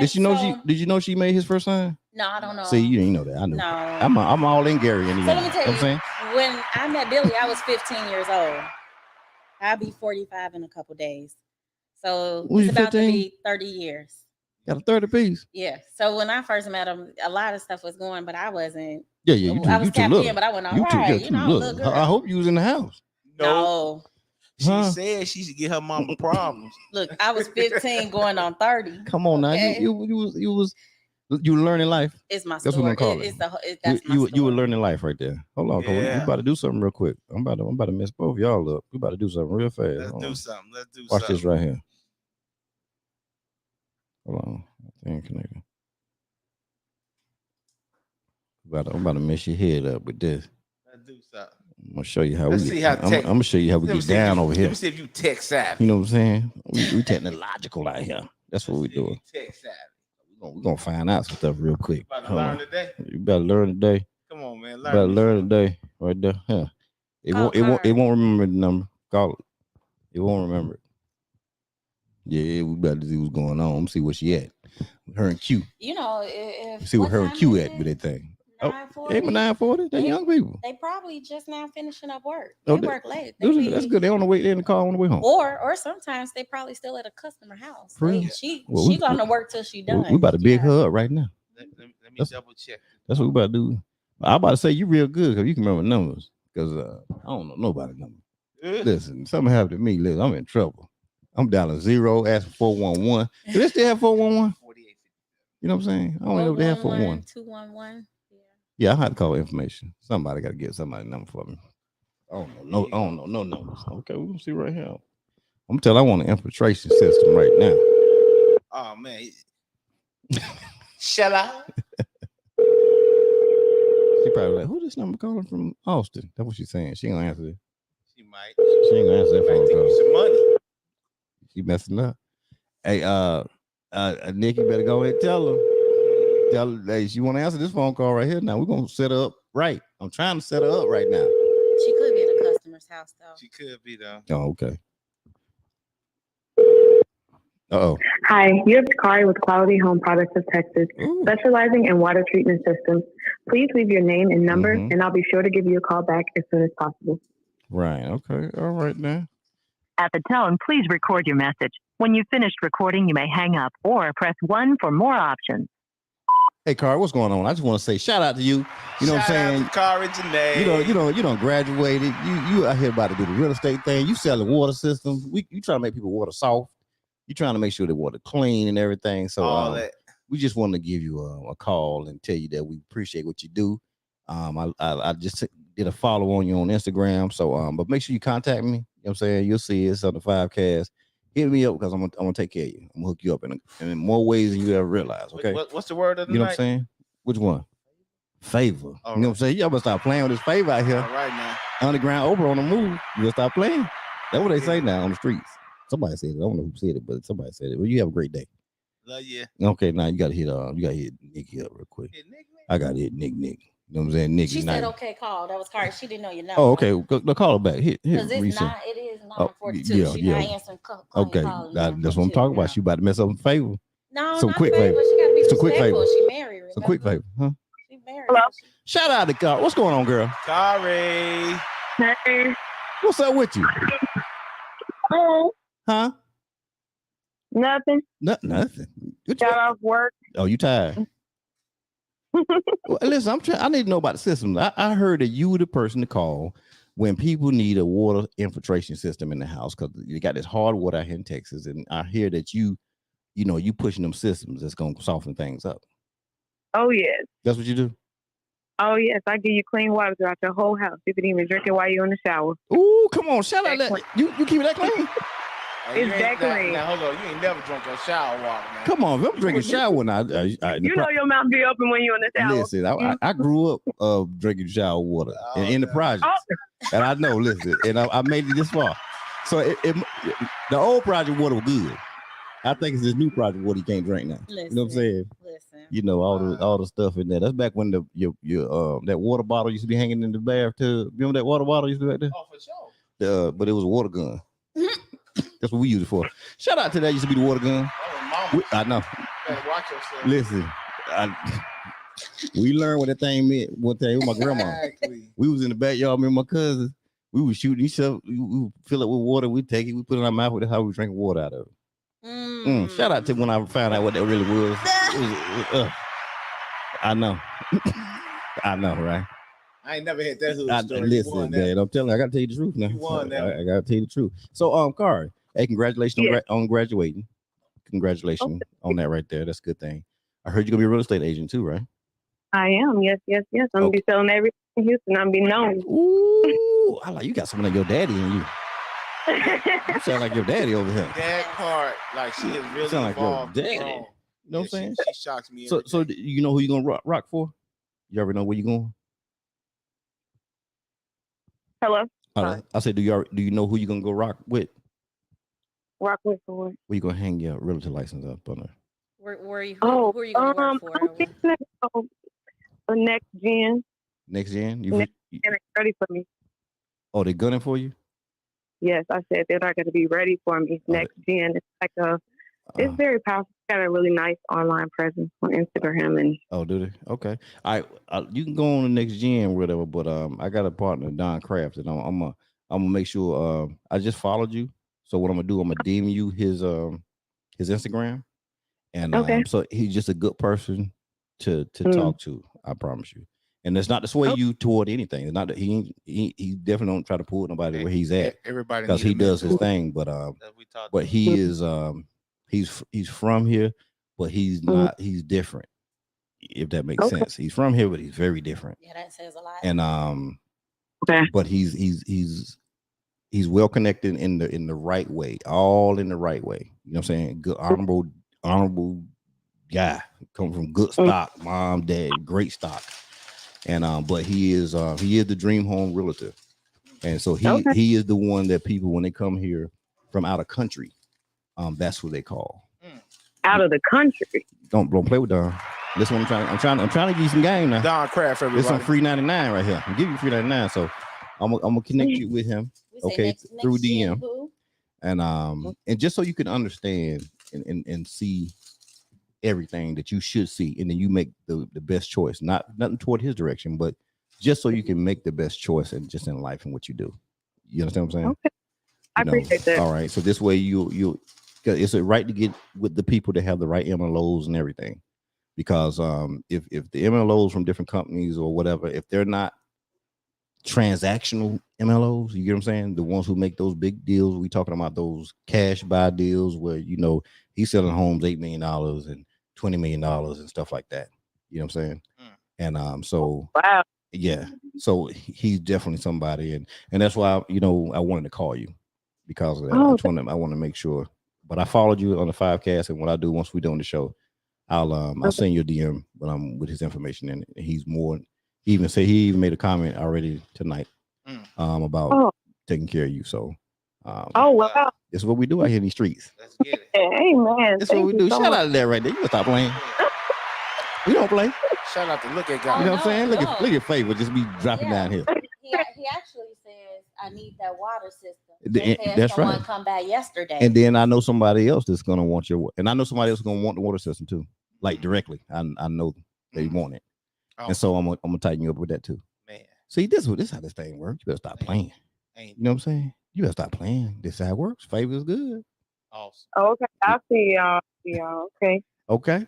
All right. So, hey, good night to you. I really appreciate what you do. And like I said, I'll make sure I'll tap you in with that for Don, and he's looking for a water infiltration system. I'm sure he'll cut whoever that is now and rock with you. And so that's how that thing works. Man, you know what I'm saying? All right. Shout out to you again. Shout out. Do your thing. Car inspires. You know what I'm saying? Thank you, Daddy, for the shout out. Thank you, Daddy. That's my baby. Okay, we about to call your mama now. Uh-oh. You know what I'm saying? Okay. Yeah, we better call Nikki. Bye-bye. All right. Yeah. Uh-oh. Just hit Nikki up before we close out tonight. You know what I'm saying? Because you can't. I got talked about it. That construction paper situation she put out there. You talking about Miss Aggressive? You know what I'm saying? Yeah. Put them in the figure 4 when he got Cancun. That's how the last K came out. Oh my goodness. Yeah. Round 1. Now she ain't gonna want to answer now. She gonna answer.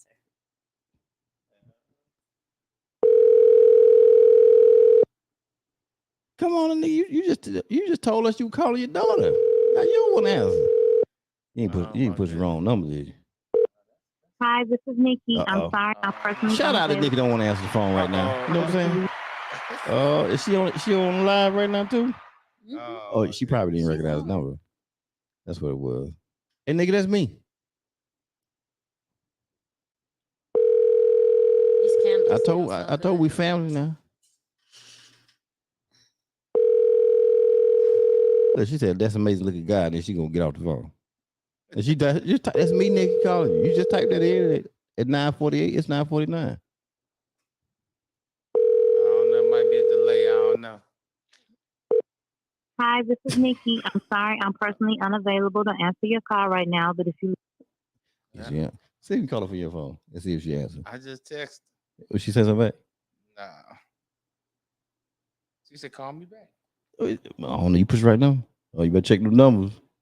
You might have pushed wrong. Now we calling somebody and oh, that's right. It was.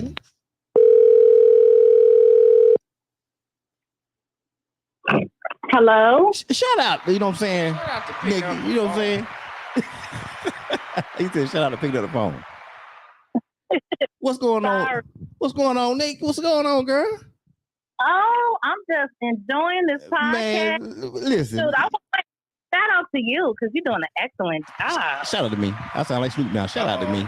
I appreciate that, then, Nick. Now, I'm about to jump on to something real quick now. You said you look, well, before we get to you being aggressive and everything like that, you know. Oh, my goodness.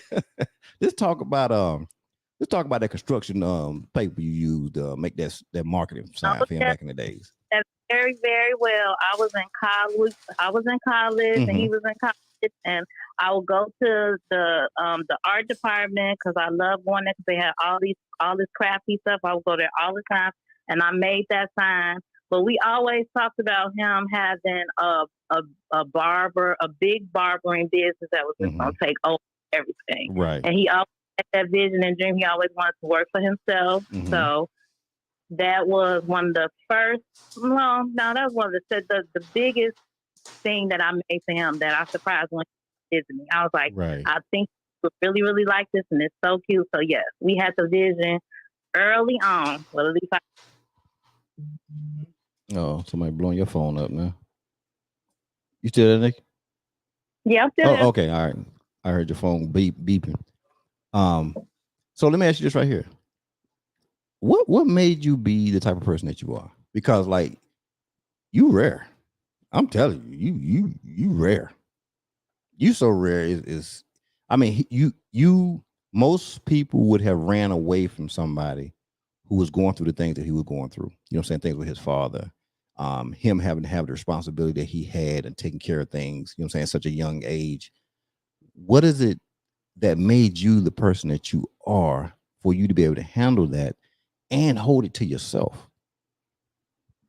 I think it was really just his personality that attracted me to him.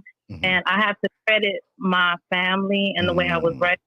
My grandmother was an intricate part of my life. My mom was always there, but she was always working. But I grew up with those old school values and about, you know, you stuck in there and you made things work for someone that you really cared about and that you really love. So with my family, they believed in that. My grandmother was always making sure that everybody in the family was okay. So I learned from looking at her example.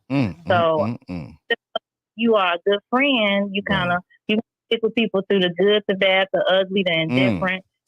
I learned that early on, and I think that's what makes me be the person that I am now. As I get older, it gets a little bit more difficult. Yeah, shout out to them patients right there now. Patience, shout out. She said, I've been patient long enough, boy. Just don't be acting right. but all in all, you know, Billy's family always took me in. His mom, she has showed, and she's really reared me. If it wasn't for Miss Puddin', Miss Ethel, and my grandmother, I would not be the person that I'm visually watching those women go through. They had to go through and still show the love and always be willing to give. I think that was a learning curve that made me be who I am today. If it was for my mother and my grandmother and those women that really, you know, back then it wasn't when it gets tough, you just leave, you just stop. It wasn't none of that. And I think that that's why I am who I am today. Well, you did your thing now. You know what I'm saying? You got these 3 kids right here, all the K's, they doing their thing. Handling their business, you know. Who I deal with all these K's? I think in high school, in my yearbook, I put that I was going to marry Billy. We was going to have 2 kids, Kari and China. And my mother said, you was not naming Kelsey. Baby China. Billy's mom was the one who named Kelsey. Okay. Got it. Got it. Now, why were you so aggressive going to Cancun now? You around here being all hot and fast now. You've been trying to hold up, but you around here taking advantage of them. And I was all in my Bible. I'm reading. You know what I'm saying? He trying to read scripture and everything. You trying to. So I have always been visually attracted to my husband. Ooh. I think so whenever he look at me, I just want to just drop them drawers. Okay? Oh, shout out to the, shout out to that right there. Boy, she said her man was on fire. You know what I'm saying? Listen, you might go home tonight. Listen, don't play now. She done seen you on TV tonight. You like, boy, you know you looking good up there. You have K number 4. You know what I'm saying? You can't find that. I can't even Shout out for the 4th K. I can't even dig that no more. You know what I'm saying? Yeah. It won't be no more K's. It will not be any more K's. So the K game is over. The K game is over beyond. OVA. Ooh. But we are waiting on Grand K's. Oh, them Grand K's? Okay, I got you right there. We got cats, but we don't have no grand kids. So what's your son doing? My son Carlin? Yeah, last K. You know what I mean? He building his story. He building his testimony. That's what he doing. Hey, that's what we got to go through. We all got to go through life. You build that testimony right there now. Hey, and the thing about it, like I said, it's so many layers. Right. Oh yeah. What the story is. Right. And like I'm really big on like watching the words I speak because you manifest it over people. You do. And so even though he may be crippled, I can say, man, he hurt his leg. You know what I'm saying? I ain't gonna say he crippled. Right. However, there is an epidemic of mental illness going on today. It is. And it's really attacking our young children. It has. It has in a major way. So we're seeing him fight. He's fighting against mental illness right now. Right. So that's why he's still building his testimony. Right. So that, like Jackie's son, for 5 years, he's been fighting. I've seen him at his best. Her son used to work with me. Right. Work for me in my basketball program. Basketball program. He was my videographer. Right. I mean, this dude was amazing. Super intelligent. Graduated high school at 16 years old. He had a high IQ. But Right. he's been through a lot of trauma causes Right. mental illnesses to come. So as we see children struggle with that, that's why she was so verbal about what she was going through, because nobody wants to watch people struggle, let alone their own. Yeah, I know. Oh, that's so true. I know. Let on their own. So what K doing, the last K, he's still building his testimony. Right. And that's beautiful. How old is he now? He just turned 20. Just 20. Okay, shout out to my little man 20. Yep, my last one. His name B, Brian, too. I'm Brian, he Brian. And he figured his testimony out too. You know what I'm saying? Lord have mercy, he figured it out. But he got a little business he's running right now. But he got a second year of college. He just kind of like, Dad, hey, listen, I might need to take a break for a minute. I've been in school a long time. Yeah. All right, okay, cool. But you're gonna start a business. Yeah. You know what I'm saying? Hey man. And so he's on the path. Figuring his way. Yeah. Yeah, and sometimes you gotta let it happen. And this is just my opinion for my kids, okay? Yeah, not for nobody else's kid but mine. They have their time. We had our time. And sometimes for my family, school is for some people, it ain't for everybody right then.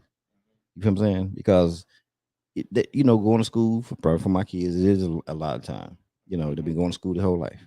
And then they might go to college for a couple of years and be like, listen, let me just take a break for a minute. Yeah. Let me grow a little bit. Okay. And see, I guess I'm cool with that. I understand that more. His mother wouldn't understand it. She understands now, I think. But and maybe because we came up 2 different ways. She came up in a dual parent household, parochial school, all that stuff. I came up the project kid, single mom. You know what I'm saying? That's what I seen. So I probably have a different view of it, right?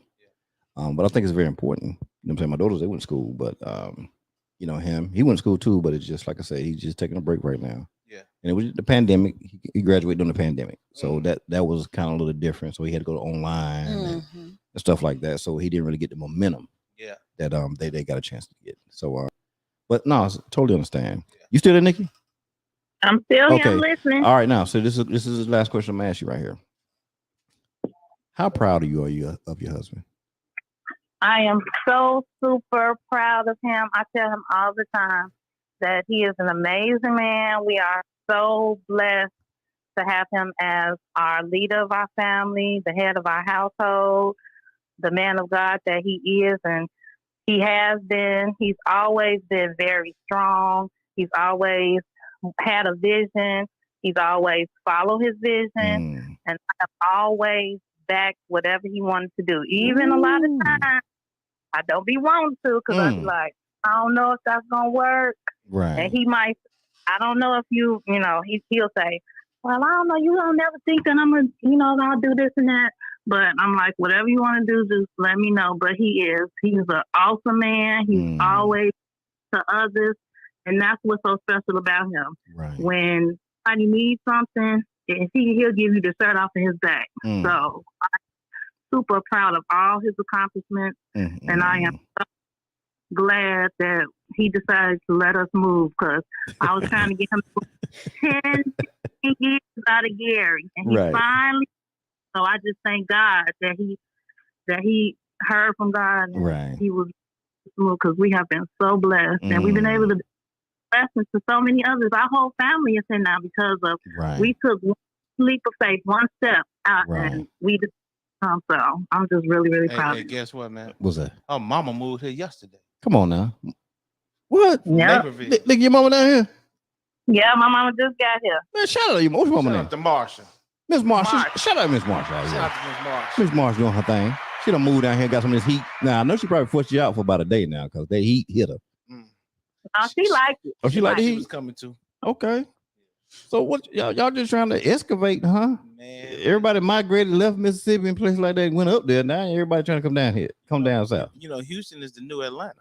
Yeah, Lord, I hope it don't turn into that. We want it to be the new. Don't be that. I'm talking about migration side. Okay, migration side. Okay, I ain't talking about everything else. Just it's wild. That's wild. That's a wild place. You know what I'm saying? Not saying it's bad. It's just something special. Yeah. I'm East Coast boy, so trust me, I grew up in Atlanta. We ain't gonna talk about Taliberi. What I'm saying? Shout out to all the festivals that used to go on in Atlanta that we went to every year. You know what I'm saying? Religiously. Wasn't missing it. They're trying to bring that back now. But no, that's great. Hey, listen, before I let you go, I want to let you know, man, y'all are a wonderful unit. And I say that not just by talking to you tonight, but of course, as he was coming on the show, you know what I'm saying, I started looking at y'all celebrate each other, y'all celebrate your relationship, y'all celebrate the happiness. You know what I'm saying? When I look on Instagram, and I know people put different things on Instagram. They don't put everything on Instagram, but I'm telling you, you can see people that are genuinely happy with one another, and that's what I got from y'all. When I look at y'all, really look like a unit. And for him to sit here and say that, y'all have known each other for as long as you have. And this is what I loved about it. He was open enough to say, hey, I wasn't trying to be locked down. I was, you know what I'm saying? Okay, yeah, we had the kids, we had 2 kids, but I was just like, I'm the barber, I'm fresh, I'm fly. Yeah. And for him to sit here and open what'd you just say, Diggy? Anyway, but you strong during that time period. You were strong, girl. You know what I'm saying? But I think you on part 2. I got a story to that. I ain't gonna make them look bad, but okay, go ahead. But no, it's a compliment to you though. What I'm saying about him is a compliment to you. The fact that you went through that period, and you weathered that storm, and you loved him in his worst. Yeah. Oh yes, I'm gonna always love him. You loved him in his worst. So many people will love you in your best. But when the worst happens or things that are not what they want, they are quick to turn. back, but you didn't do that. And that's why I say you're rare. Yeah. And so really my hats are off to you, and you even just said out your mouth, even if something that you didn't probably wasn't in agreement with, you were like, she still supported it. Like, that's amazing. That's amazing. And maybe it is old school or what people want to say it is or whatever, but we need to get some of that back. That's why y'all need to go ahead and get a couple chapters y'all book out right now. I know y'all still writing it, but get it on that right now so people can understand what's going on. We got to make sure we got the title right. Well, we know it's probably so with a K in it. Yeah. keep your marriage, okay? That's what it needs to be. That. Yeah, see, shout out to me, y'all. I don't even need no 1% that like that. Just just the you heard that little name in the preface. You don't need that 1%, but just name in the preface or the preface, whatever y'all want to call it. You know what I'm saying? Just get me up in there, and we good. Hey, I appreciate you. I'm gonna wrap this up here in a few minutes and let them go get on back to you. I know you want your sugar lump back to the house and everything, so we're gonna make sure you're good. Cause like you said, when you see them, you just be going crazy, huh? Oh yeah. I saw it too. So she got something for you tonight. Cause something you said. You said you called me a sugar lump. I hope she ain't got no sweets.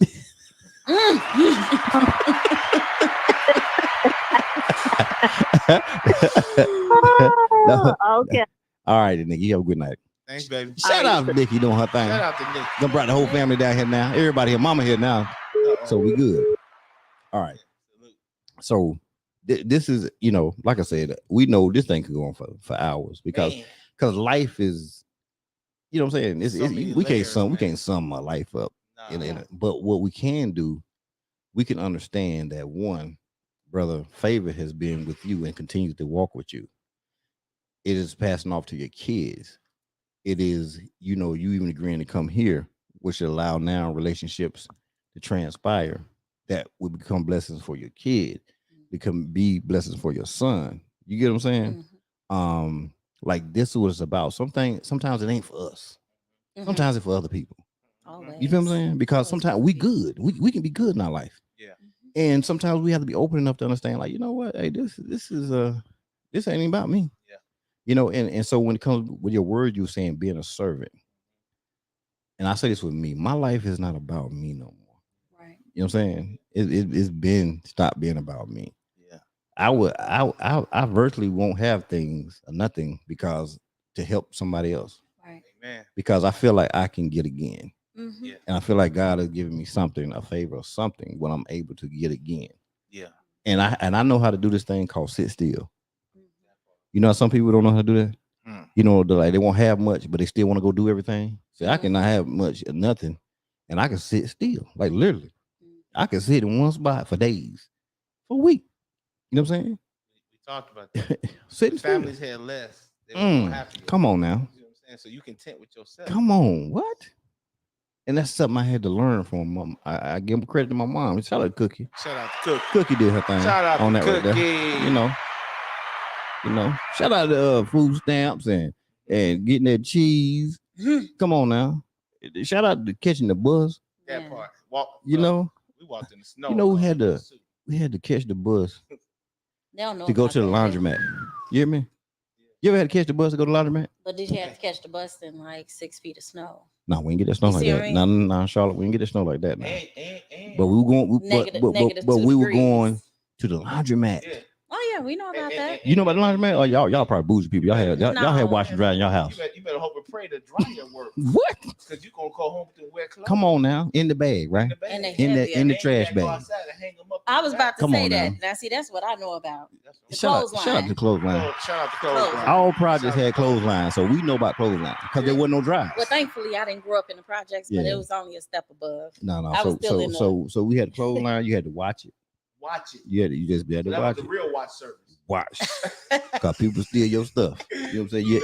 You're missing socks, and you ain't got them shorts, your favorite shirt gone. And they gonna wear it. Come on now, and you gonna see it.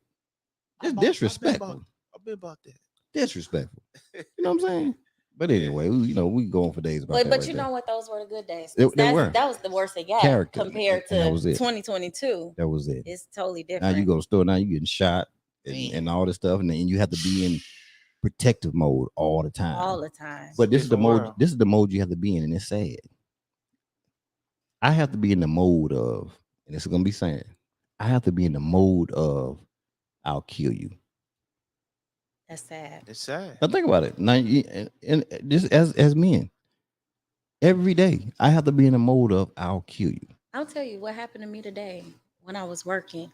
I got out the car and I left my car running the whole time today. Mm-hmm. I was doing some deliveries, and when I got out, I locked the car, but I leave it running. Right. So you can't go too far in my car without the key. So Right. I kept the key on me, and I saw a car come down the street, but it was like a condominium building. So I was at the door, Mm-hmm. and I was just looking to see what they were doing. Right. They went down the street, they turned around, did another U-turn, and came on the side of the car, and they saw it was running, and I guess nobody was in it. Right. A guy got out the passenger car, checked the driver door, but the door was locked. Are you He serious? jumped back in the car and they took off. So if my door was unlocked, Oh, he was gonna get you. well, he could have tried. But Right. No, I'm saying he was gonna in his mind. He was gonna get the car. Oh yeah. And I You was know. just looking. I was like, and it was pretty That's what we bold because I was standing there. So I mean, they saw me get out the car Right. That's what they and do. go. So they're really and that's what they bold. do. That's But what they thankfully, do. he didn't. It could have got worse. They could have did Mm. anything because I was the only one out there. The condo building was actually locked. Right. So anything could have Could have happened. So happened. I'm just thankful that that happened. But I was just like, wow, this deep. Yeah. And that's what I'm saying. So that's the mode we have That's to the be in. mode you have. Mm-hmm. You go in the store. If I stop at the store on my way home tonight, you know what I'm saying? And if I go to the store, I have to be in that mindset. And when I'm pulling up, I'm looking. Yeah. And I'm having to, hey, because I know what they're doing now. Yeah. Okay. Then nobody's gonna come to me and ask me questions, right? Unless there's something going on, Mhm. and I have to eliminate it Yeah. because I can't fight. I ain't got time to be fighting, man. Too old to be fighting. I But they don't explain fight anymore anyway. the jail. I explain while I'm in jail, but I'm not fighting nobody. But they don't different now. they don't fight anymore Mm-mm. anyway. Right, and that's why it puts Yeah. us And I'll kill you mode. in I kill you mode, and It's that's sad. we didn't have to be like that. No. They didn't have, and then you or if you don't stay in the hood, you sell out. Yeah. No, that's what he. But if we get these young boys Mm. and these girls, because there's girls out here doing the same thing. Oh, they're doing the setups. If we get these young ones in, middle school, high school, Right. and transform their mind, Ooh. now we're talking about the real regentification. Right. We're talking about of lies, not Right. houses, not Right. the real community. We got to come back to community Yourself. where it takes a village to raise. Mm.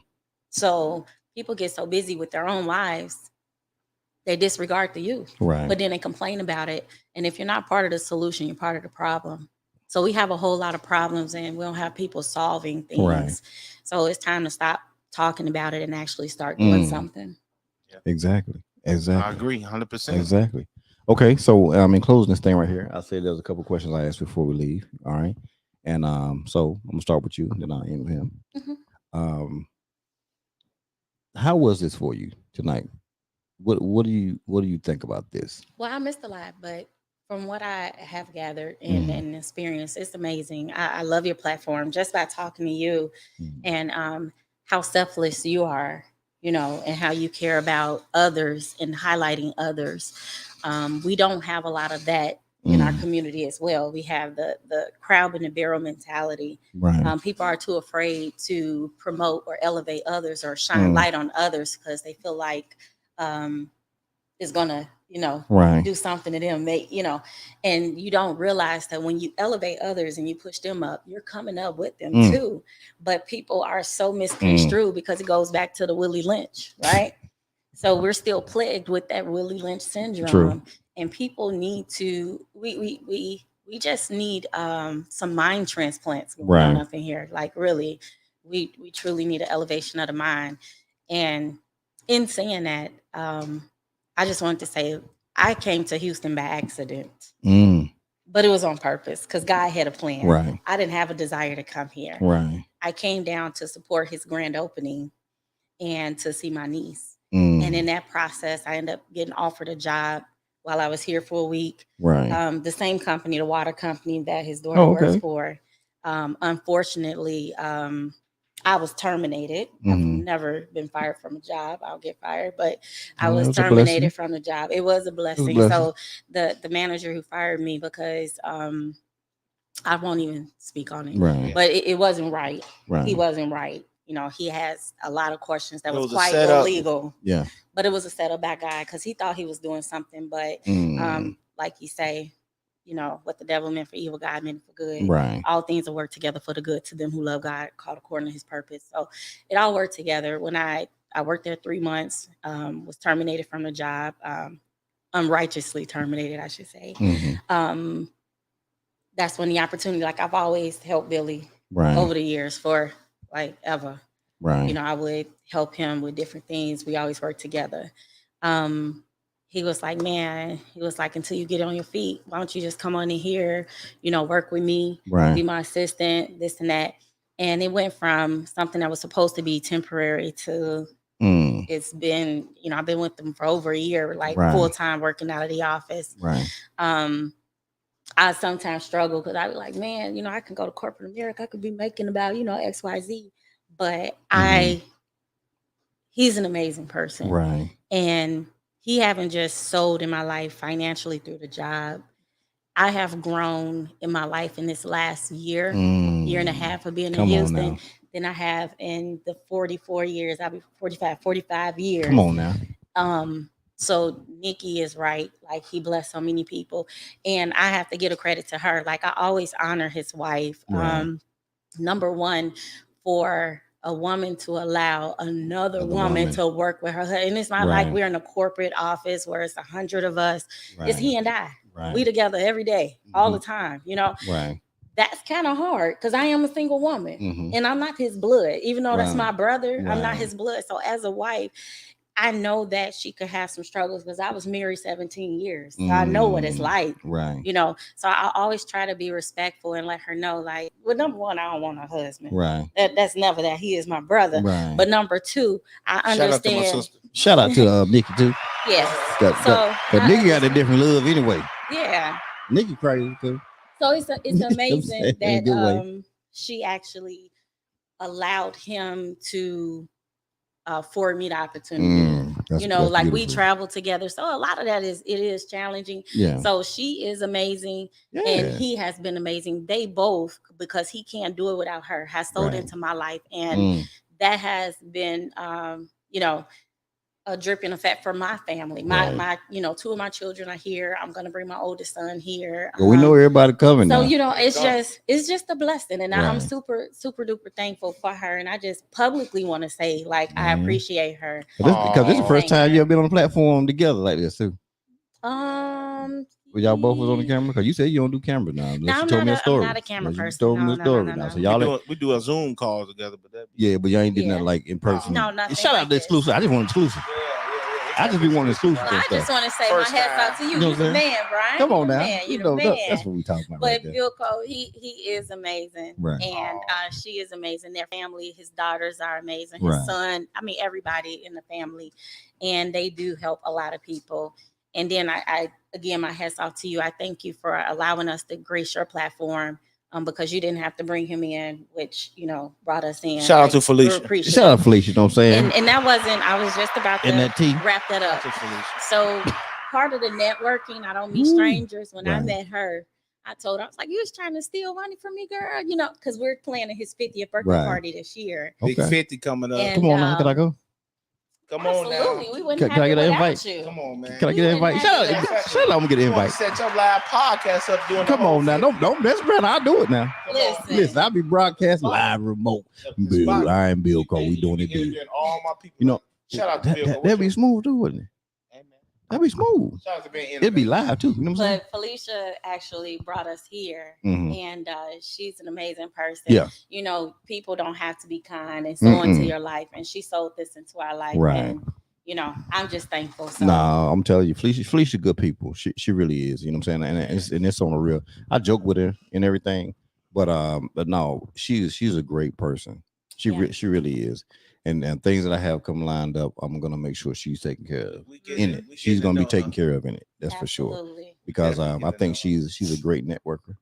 She definitely is. She's passionate about what she does. And so it's hard to find people that are passionate nowadays. She was about what playing they do. solitaire like she don't hear us You know talking what I'm saying? about Oh, and she hear everything too. Shout out to hearing everything. You know what I'm saying? That's what she doing. She's hearing everything. That's when you know they listen. when they act like they ain't listening. Yeah, and they always telling you to listen. They always telling you listen. You know what I'm saying? And know everything. Yeah. Okay, and the last question is right here. What did you learn tonight? What it could be about it could be about anything. Like, what did you learn tonight? I learned tonight? I'm going to say what I really learned most is that you are. I always say that your network is based on your net worth is based on your net worth. And what I learned tonight is we just tapped in by meeting you. Yeah. Holla, holla. Hey, yeah, get some good people on this thing right here. Yeah, like Don. This is Don. Don asked, "What's her Instagram?" It's Kari Inspires. I did see that, Mr. Don. I said he need assistant too, because while the comments coming, I could have been replying. No, but he had the laptop too far, so I apologize, Don, for not addressing shout out, you. Boy, she like Felicia too. Y'all just like y'all twins over here. You know what I'm saying? Just jump on me. You know what I'm saying? Shout out to jumping on me. But no, I had already told her that when we got off the thing, I was gonna connect them. I'm gonna make the connection. I'm gonna do a formal connection. I'm gonna do a formal piece. I'm a formal type of person. You know what I'm saying? Oh, Nikki, thank you. I love you, girl. For real. You are the real VIP. All right. Oh. All right. Now, Mr. AM BILLCO. Okay. How was tonight for you, my brother? Man, tonight was fun, man. I really enjoyed it. I mean, I really love sharing. So, like, thank you for allowing me to share. So that's the more I give, the more I grow.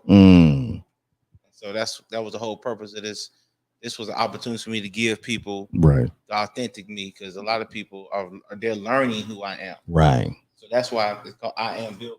Right. They heard of BILLCO, my business, but they never knew who I was.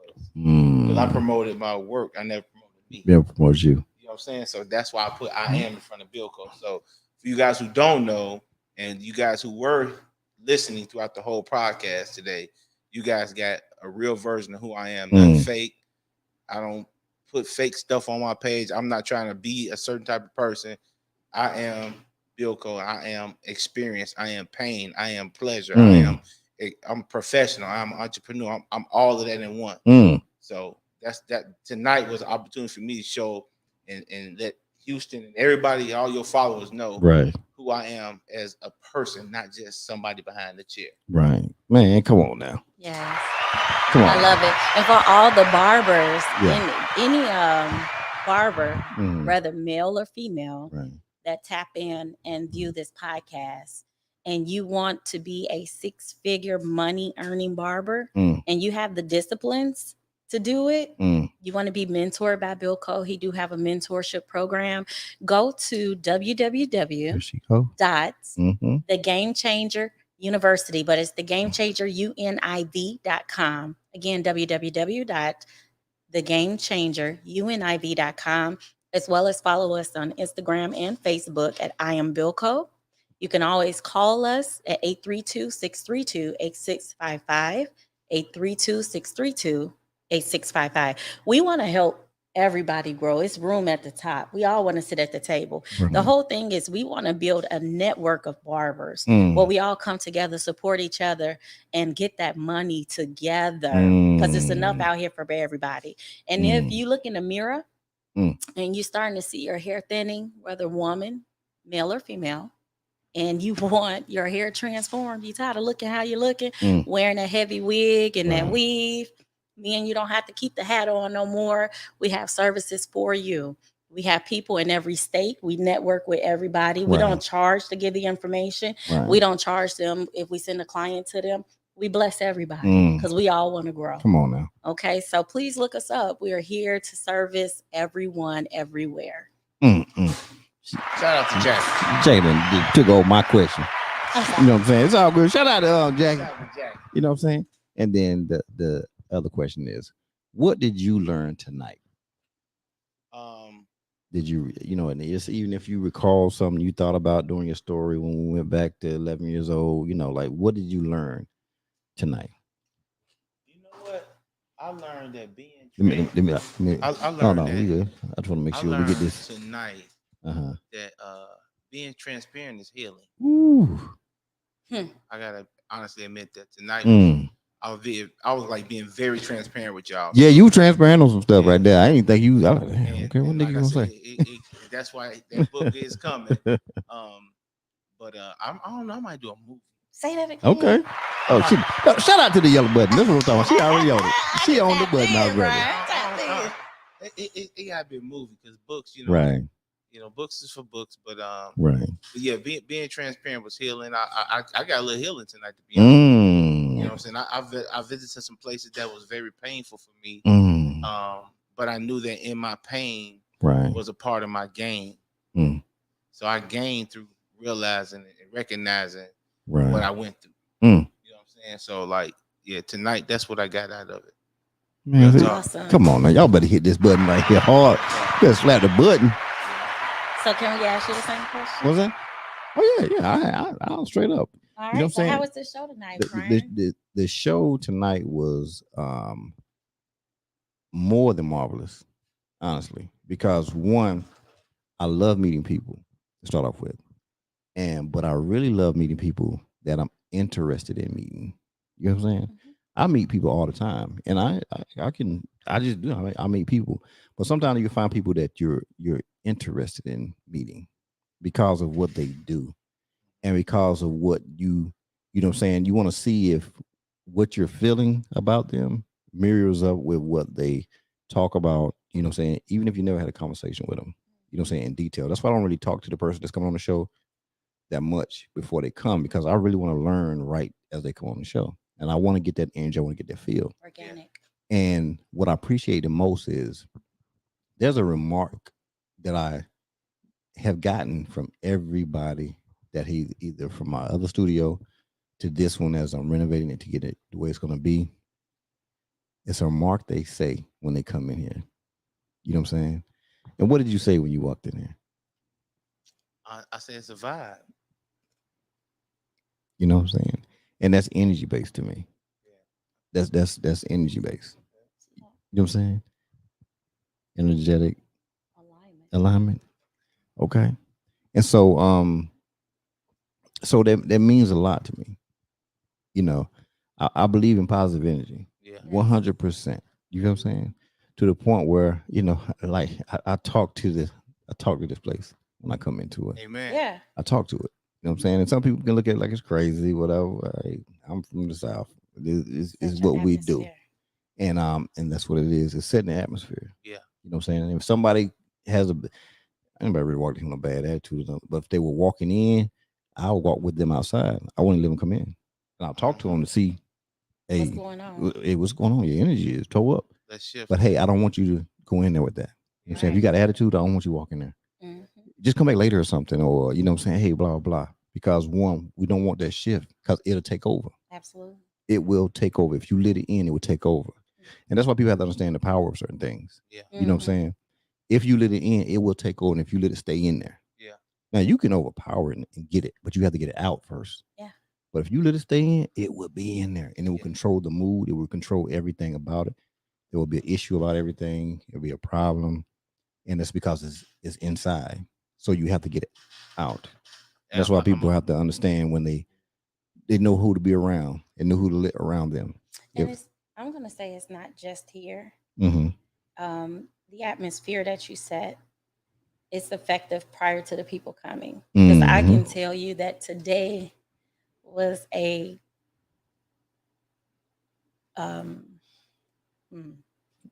was a day. Today was the day for me. Like, it was a day. And I wasn't operating at my best at all in my spirit.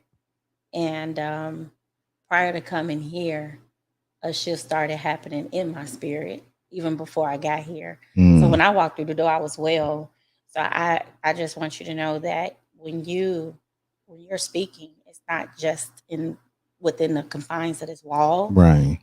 it's the atmosphere. You're putting that in the universe, what you want the people to come in with. Right. And it worked. Amen. Because I know what I felt today. I could show you some text messages when we get done that I sent to my daughter, how I was feeling. I was so overwhelmed with heaviness. And I feel so great, like I can cry because I feel good. Good. Come on now. Yeah. Shout out to Stephanie Mills said that too now. Stephanie Mills said, I feel good all over. You might need to leave.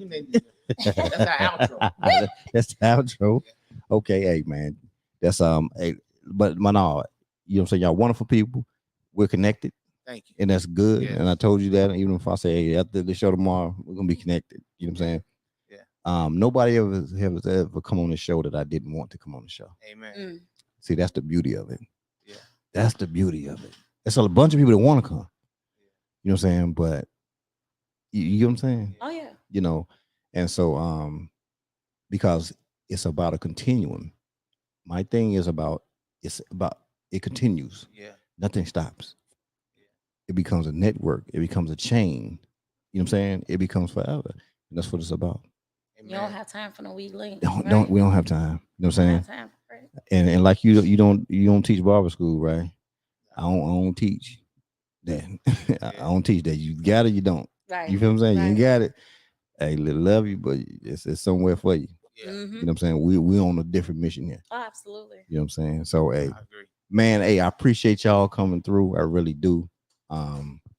I appreciate everybody for watching. Everybody's gonna watch this rebroadcast and everything. Hey, just on Thursday, I do have a great show Thursday.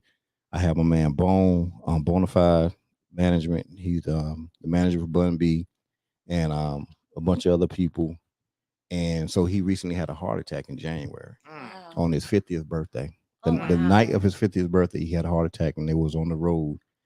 Bunny just finished a show. And so they were back at the hotel preparing to fly out the next morning. And he had a heart attack. And he took a picture. And during the picture they were taking, he was having a heart attack in that picture. In the picture. That's deep. In that picture. And so so he had to stay up there for a few days or whatever. And so, you know, a lot of things he's realized right now, just in life, period. And so he came back and he was well for a while, but he kind of had like a little episode. He had to go to the hospital a couple of weeks ago. And so I went out there and I was with him for the night. And so he, you know, he just talking to me about things about, you know, particularly black men, and we don't look after our health and don't eat right, and you know, not even having insurance. You know what I'm saying? For your own. So a lot of men don't have insurance, or they won't go get it. They won't go to the hospital. So we were just talking last week, man, and I had seen he was on a podcast. I said, man, I seen you on a podcast. You don't mind? He said, you know how to come on yours anytime you want to, but he don't even really do podcasts, right? And I said, well, if you want to talk about it, he said, no. He said, I want to. Amen. And so we're gonna have a show on Thursday. He's gonna talk about his experience, what happened with him having a heart attack, how he's living his life now, and the importance on his situation has made a lot of people look up to this guy. You know what I'm saying? It has made a lot of people go get checked out now. Amen. So sometimes things that happen to a person that because they have the leader thing in them, and people follow that. And so he's going to talk about that piece right there, the importance of health insurance. I'm going to talk about how, because a lot of people don't know even how to get it. They think, oh, I got to have a job if they don't have a job. You know, so I'm going to be giving them, educating them on, you know what I'm saying, not particular ones to go to, but hey, these are some things you can do to get health insurance, and I'm going to explain some things. And so we're just going to talk about a lot of that right there on Thursday. So that's going to be a good thing. That's his name, Bone? Bone, yeah. Amen. Healing prayers to Bone, you know, man. Yes. All day long. Healing prayers to you, Bone, and thank you for being transparent. Yeah. Because there's healing and being transparent. Oh, Jesus. And by him being transparent like that, it's going to move a lot of people. I promise you. That's going to move. That show's going to be powerful. Yeah, that's good. It's needed. Yeah. Amen. And then, of course, on Saturday and Sunday, I'll be Loud Music. They're doing their press junket on Saturday and Sunday from 1 to 6 of both days. So 5Cast will be there representing. Where's that? I forgot what hotel is in. I got all the information. It's in one of the big hotels. Okay. So it's gonna be over 150 media outlets. You know what I'm saying? All the record labels. I mean, Loud Music is a record label itself, but it's the largest independent record label in the U.S. And so brother Derek Mack, he's the CEO, owner of it. He was just on the show a couple weeks ago. So he's doing that, and you got BT, Capitol Records, every major record label, to Sirius XM executives, they gonna all be there. And so all these artists, people coming in to he set it up so they can be in the room with these people. Wow. Opportunity of a lifetime. Opportunity of a lifetime. You know what I'm saying? Beautiful. Awesome. How do people that's listening to this or just inquiring tap into that? Is it too late, or how can they people that are artists? Or... it's on it's being broadcast everywhere. In fact, it's I'll give you the Instagram for it as well. In fact, he's gonna be on what's the radio station, 97 something? 0.9. Yeah, 97. In fact, he's gonna be on 97.9 tomorrow morning at 7 a.m. Because he just sent me a thing earlier. So he'll be on there tomorrow talking about it again. I'm going up there tomorrow after he's done with that, because each one of the press people that's gonna be there, they're making like, flyers, commercials for it. So what I'm gonna do is I'm gonna shoot my own commercial for the event. But so part of I'm going up to Loud Music tomorrow, so I can record, and then me and him, so I can make it a commercial, and so I can push that thing out. We're gonna make it hot. But it's gonna be a very great event. Great event. It would definitely be an experience. I'm gonna watch. You know what I'm saying? Watch it. Yeah. In fact, I'm gonna be live. So all these other loud outlets, they're gonna be live too or whatever. Yeah. But they probably be like on radio or something. Yeah. But me, I'm gonna stream live the whole time from 1 to 6 each day. Awesome. Yeah, in that thing. So I'll be talking to every one of the artists. They'll sit down and we'll interview and we'll talk, see what they're trying to do. So I appreciate everybody who's supporting, man. Thank y'all so much, man. God bless y'all as always. You know what I'm saying? And we're gonna do what we do. Thank you for supporting 5Cast as you always do. We appreciate that. And we're gonna roll out of here with that new era. J Will. It's the king of love track, baby. Take Will. Take Will. Everybody take Will. Come on, take Will. Take Will. Everybody take Will. You got to speak to me, bitch. I don't give a fuck. Give you a jab to the nose and make you say what's up. I'm in the club, nigga, tuck with the long barrel. When the music stops having singing, not Christmas carols. People hate me, man, I really do know why. They see the wings on my back and they know I'm gon' fly. So what the fuck's supposed to do? Just try to please people. Got my NDK crew family and I don't think people. Remember, used to put newspaper in my tennis shoes. Used to walk around in them tennis, the mini shoes. For party nigga, I was too thugged out for that. Never told all my enemies I couldn't be a rat. But niggas told on me, nigga, they got it in return. Now in they mama's living room in a nice earth. Fuck you, your whole crew, bitch, cause you gon' get caught. Blow your brains out in your lap, now hold that thought.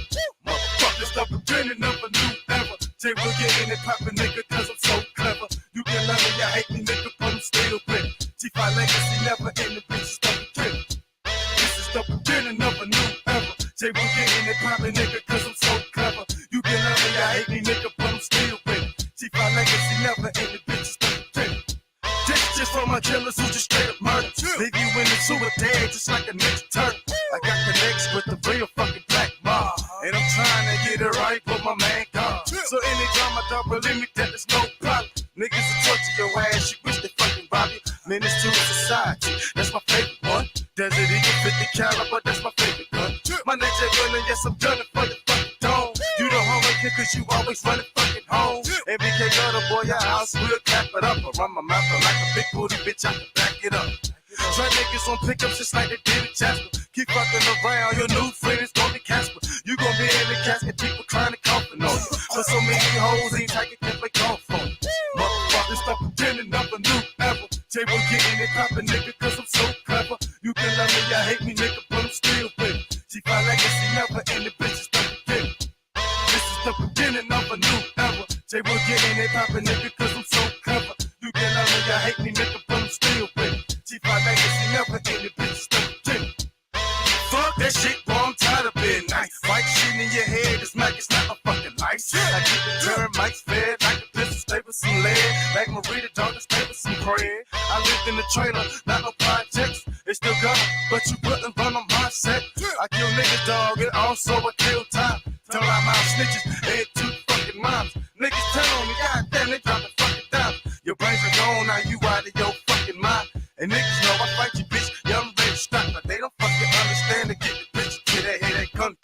It's the beginning of a new era. Say we're getting it poppin', nigga, cause I'm so clever. You can love me or hate me, nigga, but I'm still winning. See my legacy never in the bitches the beginning. This is the beginning of a new era. Say we're getting it poppin', nigga, cause I'm so clever. You can love me or hate me, nigga, but I'm still winning. See my legacy never in the bitches the